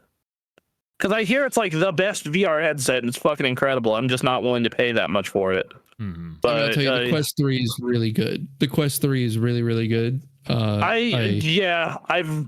I just also don't want to give Meta money. It comes with a Horizon Mountain Game Bundle thing. Yeah. It's 400 and it comes with the Call of the Mountain. But I'm just like, if you can get down to 3, I would consider it. Hey, especially it's November. Big sale. Well, yeah. Especially because it's PC compatible now. This one's compatible with PC now. So the Quest 3 lets you play PC VR games fully wireless, and that is so valuable. Sure. So does the Quest 2. You can do that with Quest 2. Yep. Yeah, you can do Quest 2 as well. Yeah. The Quest 2 is really good at it. It has great connectivity, and the headset's really light. Oh. Yeah, that's been a big struggle with VR. I don't have a problem with it because I have a thick, giant neck, but a lot of people do. This is the game that convinced me VR is more than a gimmick. The thing is, it's just a shame with VR that there's not really the will or the money there for anyone to be taking advantage of what is clearly possible to make happen in VR. VR has this big problem of like there's not enough people in the ecosystem, so games aren't being made, but people aren't getting invested in the ecosystem, partially because there's not enough games, but also partially because it's really fucking expensive. Right. Yeah, to get invested into VR. Yeah, but even then, like expense was not a concern like in the immediate post-COVID aftermath. It's people that people will pay a lot of money for graphics cards and Scout PlayStation 5s and all that other stuff, but it's just like I think it's just like it's just the whole like maybe the gimmick was just not as appealing because it kind of feels like a further evolution of like Wiimote and PlayStation Move and Kinect. It just felt like another. It might be feeling like another one of those in that line. Just like those things had a lot of cool potential. I think this also has it. It's just a matter of it's expensive as hell because to get a good VR experience, you need a PS5 or PS5 Pro, and then the headset. That's $1,000, or a computer. Minimum of that's really good. Minimum of $1,000. Realistically, $1,500 plus a headset, so $2,000, $2,500. And then this is something a lot of people talk about, but like unless you're playing nothing but pilot games, dog, you need space. Like we have a pretty big open empty space in the office if like I really want to get down on Beat Saber. But like most people do not have like an 8x8 space to just whip their body around to play a video game. Yeah, I mean, I think VR will last this time, unlike the Wii gimmick and the Wii U gimmick, in that and here's what it's really got going for it. You know what it's really got going for it? The Wiimote doesn't help with pornography at all. No. I don't know. I played No More Heroes. I know you charged No More the sword. Heroes is it. It's whack off training. Prepared your wrist. I don't know that. Yeah, there's potential. I think there's a future. And it's cool that we did get some games so far that I think really prove the point of like VR. And I think this game definitely does. Of like, if you get a team together that like make something that looks a little better and more polished version of this, like this would be like one of those things you put on the box when you sell a headset. Like, yeah, imagine the Spider-Man game. Imagine. Like I would love to see like a team at Sony, and I don't think Sony would ever do this because they got screwed by live service. So why would they invest in even whiskey to play with VR? Right. But I would love to see Sony put the level of polish that they put into something like Ghost of Yotei or Spider-Man 2 or something like that into a VR game and what the result would be. Yeah. Well, and I have my answer. Be Half-Life Alyx, and that game is incredible. Right. Yeah, so which is like basically a PlayStation Half-Life Alyx. Yeah.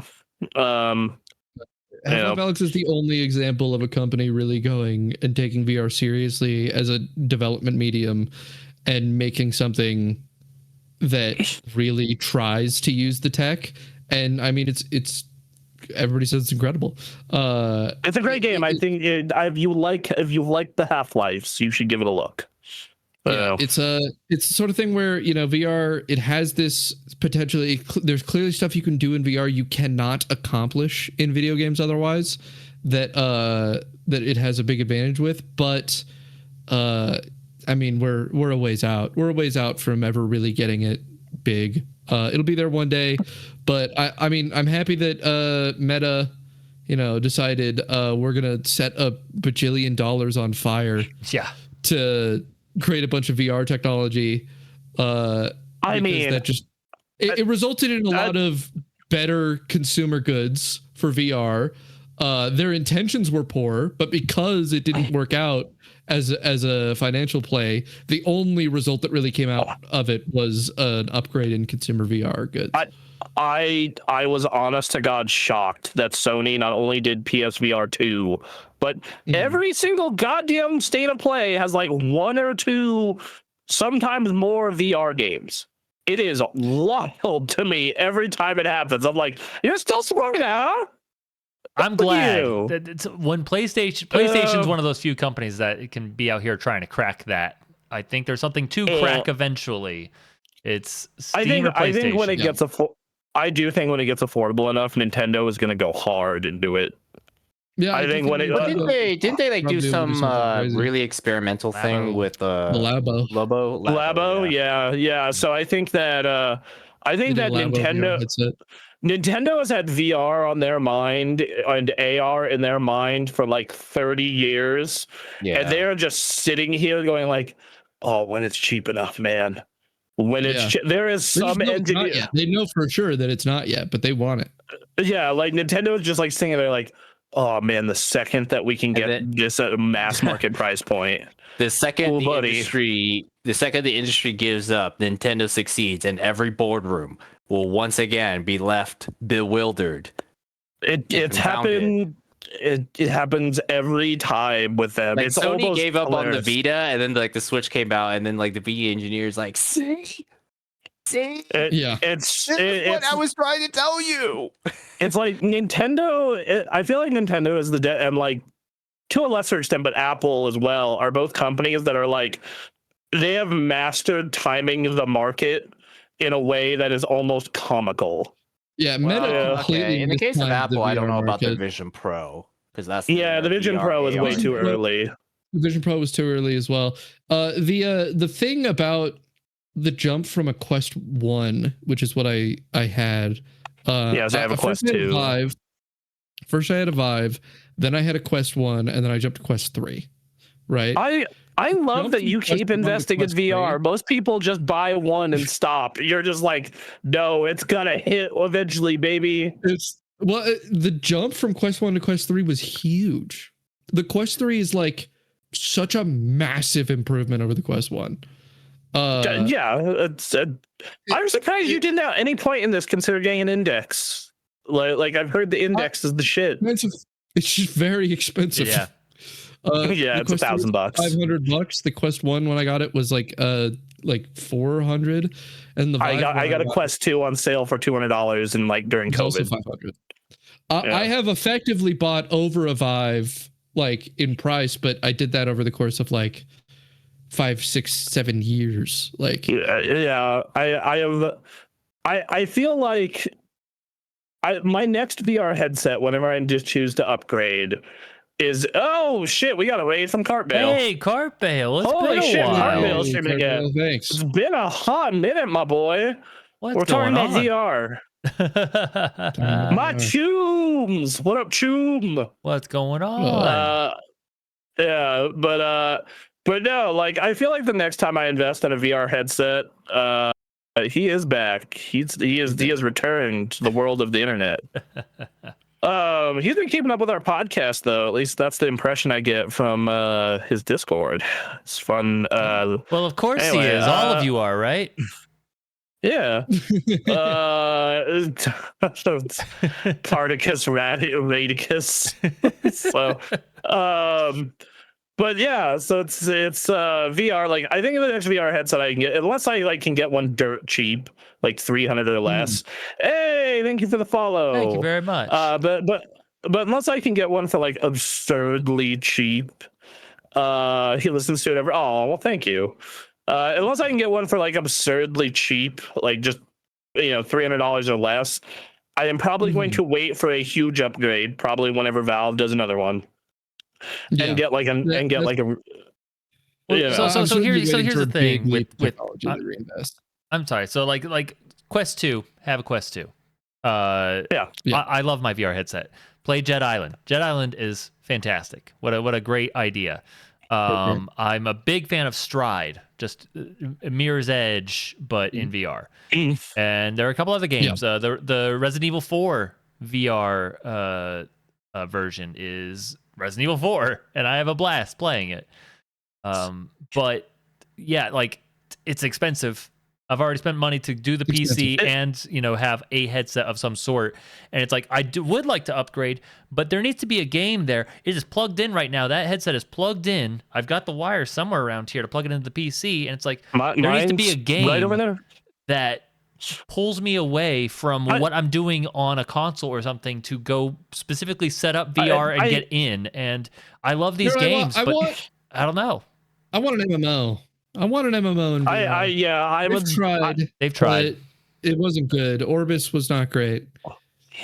They're trying. They have Population 1, I think, which was their battle royale thing, which seemed interesting. They have the battle royale, but you need a player base to keep playing. I think that like my big issue with VR a lot of the time isn't even like the lack of games. Like there's plenty of stuff I like playing in VR, and honestly I play Beat Saber for all eternity. It is legitimately like the hassle of getting it set up. Like, okay, gotta clear the chairs out of the way in the office, gotta put on the headset. Oh, the headset doesn't want to play nice with Steam today for some reason because Meta sucks. Oh, I'm logged out of my Meta account. Oh, it's not connecting to the computer. I have to figure out why it's not connecting to the wireless on the computer or the wired. Have to take the headset off, see what the hell's going on. Okay, put it on. And it's just like, it's enough of an annoyance to where, like, unless I'm really in the mood for some VR, I'm like, oh, fuck this. But like Cartbale says, a good MMO on VR will be the death of civilization. I'm saying if there's a game where you get invested in it, like, I'm willing to move the stuff around. And I'll keep it moved out of the way if it's good enough. I'm willing. I am willing to do that. I think the part for me is like when it does not want to play nice with Steam VR, or like that's the part where I'm just like, oh, for fuck's sake. Sure, but again, we have problems with PC the stuff. tech's cumbersome at the moment. We have problems, setting up certain PC games and making things work, and trying to stream. Yeah, there are things, there are obstacles that I am willing to put up with if the game I want to play calls for me to do so. If it's just that good, if it's really it. And I think that like so far for me, there have been a total of 4 games that have made me do that investment. Right, and then that investment is not like long term. Yeah, like Beat Saber is the only one that I played a ton of time into. Right. It was Beat Saber, and it's Blade and Sorcery. Blade and Sorcery is so right. good. We've talked about Blade and Sorcery. I really, I'm trying to think of what would get me on it, and I think that like there's a lot of first party Sony stuff I think would be great for VR. I mean, hear me out, Sony, if you're listening to this. We know you are, John PlayStation. What, John PlayStation? Yeah. So, but no, Sony, if you're listening to this, wipe out VR. Oh God! Wipeout VR. Oh my Lord! Let's get sickness. There we go. Wipe out VR, first person in the cockpit. That would be crazy. I would love that. That's a good like. We're trying to make the VR thing work. We have Wipeout, and we're not doing anything with it. Be great. Yeah, example. there you go. They should do that. I think. I think you could do a good like Gran Turismo already has a great VR mode. Mm-hmm. Everybody and their mother keeps telling me like, Anthony, you've told me your friends into it. HR Ninja, I asked him about. He's like, it is 100% worth buying a PSVR for this fucking version of Gran Turismo. Yeah, $400 just for a different viewpoint. I know, like it's amazing, but I'm like $400. I know, like I was just like $400, bro. And when he bought it, was $550. You're trying to get me to buy a brand new TV. You should get on the OLED train finally, Anthony. I agree with that. But that's to not mention that there is one fully functional VR MMO that is popular. Okay. It's just not popular in VR. It's Elite Dangerous. Oh, well, that's different. That's different. I've played Elite Dangerous in VR. It's cool, but No Man's Sky is fun. VR chat is a VR chat. People go to talk at strange people and have sex. Yep. If I can figure out how to get to that point and understand it well enough, I'm all in. But I can never get to that point. I'm always in the starting location. I'm just like, I don't know. All right. But yeah. All right. So for those of you who don't know, we're doing the top 10 games that made us or to get to know us. Unfortunately, it's a top 5, and part 2 will have to be next week. We'll be here next week. What about our last one? We're on to our last one, Mr. Aaron Reynolds here. This full show will be on YouTube, Spotify, iTunes, all those fun places. Yeah. Later today. Yeah. Oh, that's it's gonna be a total bad. of 6 hours probably when we're finished. We used to do 4 or 5 hour shows. This isn't even that bad. this is pretty average for us. But yeah, let's go ahead. The 2 hour shows have made us soft. They really have. We used to, man. We were playing Sea of Thieves, getting drunk, and just letting the night go. You know, there was a time. But let's go ahead. This is the 5th game on my list, and there was no way it was never going to make it, or never going to. You know what I mean? It had to be here. The original Skate. Original Skate. This is the most Aaron game I can think of. So, obviously, I was a fan of Tony Hawk. Enjoyed it. Big moment in a lot of people's lives in terms of video games. But this game, when I first discovered it and started rolling around in it, like, was everything. It's also, I think it was this game and Burnout Paradise when I learned that I wouldn't amount to anything because like you talk about, like, we were talking about Greg Tech Minecraft. We're talking about like having an appreciation for certain things that we learned from video games, and like Skate was this game of just like, I just like being. I want to exist. That game came out in 07? Yeah, 07. Skate 1 came out in 07? Right. Yeah. I thought it was like 08 or 09. That was Skate 2, that was 09. It was one of the first Giant Bomb quick looks, early era. And yeah, but was this a Burnout Paradise? How did you determine that from those 2 games? Because what do? You just roll around. It's you exist in the world and you do fun stuff that you think is fun. In Skate, it's I'm rolling around and there's a rail going down these stairs. I'm deciding in this moment, I'm going to do that. That's what I want to do right now. And then, I just keep going and I will exist in the world. No challenges, no nothing. I want to enjoy this world for myself. my love of Greg Tech implies a deep hunger for power. Not whereas your love of skate, information. You have a great curiosity for information I do. that I find admirable. Curiosity for And it's actually one of the things I've always been impressed by Duncan. Like, I will bring up some niche ass topic, and he will bust out with knowledge on it. I'm like, what the fuck? This is the first time I've ever run into someone who is arguably more well read than me, and it's a weird experience. Yeah. It's just like weird experience where I will say something and describe something and be like, "Oh yeah, that." And I'm like, what the fuck? Okay. I spent so much of my time watching educational content. It's so much. It's a good way to live. The hardest part about that is like learning to apply it is honestly the hard part. Yeah, I haven't figured that out. Yeah. I'm just figuring it out now in my 30s. Right, so, right. Yeah. So this was a game that just it wrecked my brain. I played this, and there are many times throughout my life in the years since where it's like I'm playing this or Skate 2 or Skate 3 and nothing else. Like, I just want to relax for a weekend. I am throwing this on, and I'm going to be here for a few hours. I've completed all the challenges. Oh well. I think there's a certain portion of the population that has a brain bug for skate games. Because I have another friend who's like she played Skate, and then it was just all right. Sometimes I got to turn Skate on and burn 5 hours. I just have it. It just grabs you in a certain way. And it's like it's like being it's like not liking cilantro. You know how 15% of people think cilantro tastes like soap. You know, like 8% of people they turn on a Skate game and they just it like vibrates their brain and they have to play it. Yep. So I find that so interesting because Skate never gelled with me. Tony Hawk did, because Tony Hawk is very much the one where it's just like decimate your friends on the leaderboard.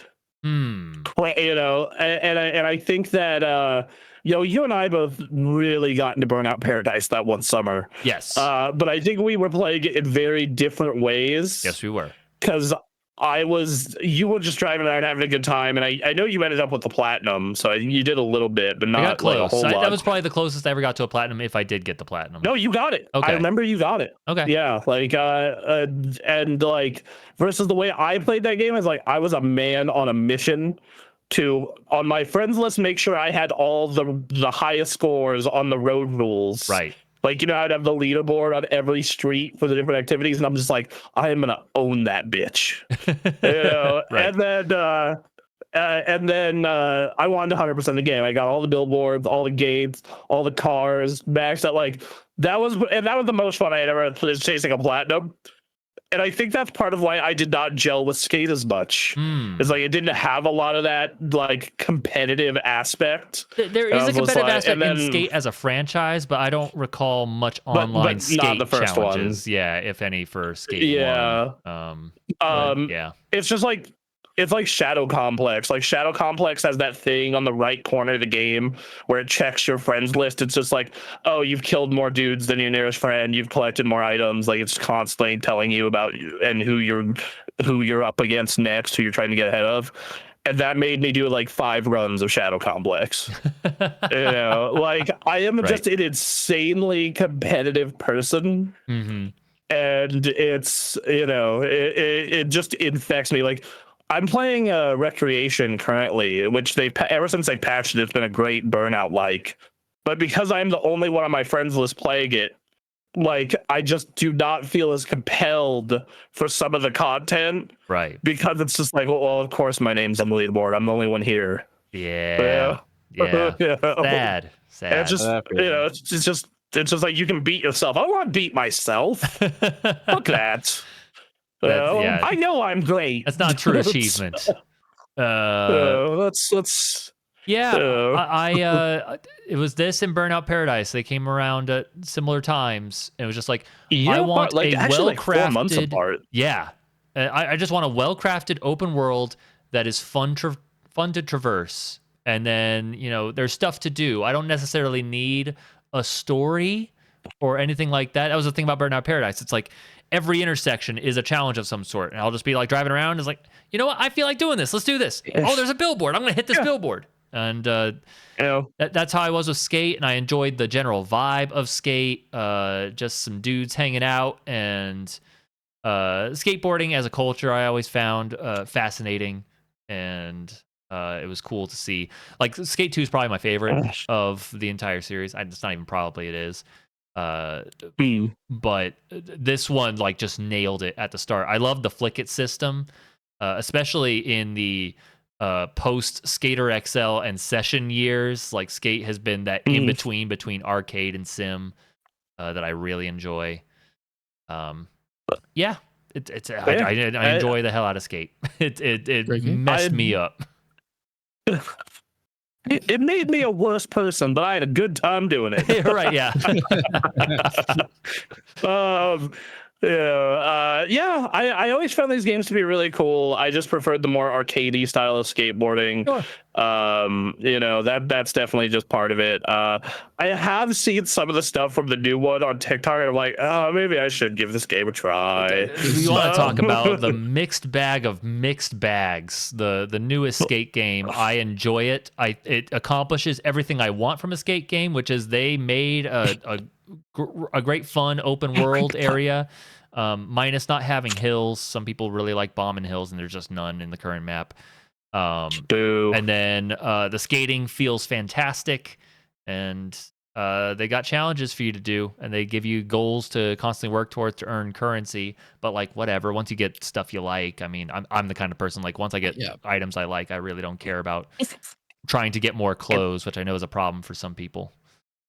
Yeah, like I am someone who like once I get like an outfit I really like, I cling to it for a very long time until I play your game long enough, like World of Warcraft, for example, where it's just like, oh, you know what, I need to freshen things up. Yeah, and now World of Warcraft is adding contextual gear transmog. Nice. So now it's like it'll auto swap your transmog depending on what you have it set to. So you're like, oh, I'll auto transform me into casual gear when I go into my house, versus like it'll throw me into this armor set I really like for my raid, etc. And I'm like, okay, see, now if more games did that, I might get the cosmetic mind goblin. Right. I like the Skate 4 clips that I see online of people moving like it's Mario Odyssey. Yes. People figured out once they finished 3.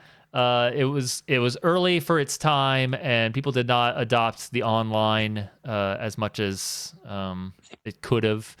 And so then Skate was dead for a while, and people there was no other skating game like it. And so people just learned that physics system, man, and they do some stuff. Yeah. It's cool. The Skate 3 clips where people write Skate 3, but I only do tricks I could do in real life, and then like shoot up 350 feet, and then they rotate like 1,000 times. It's good. Yeah. Nice. Yeah. All right. So yeah, no, great. That's the first half, everybody. Sorry we had to make it two-parter, but a lot. We half did it. You'll get the other half next week. If Anthony can't make it, I'll read his out for him.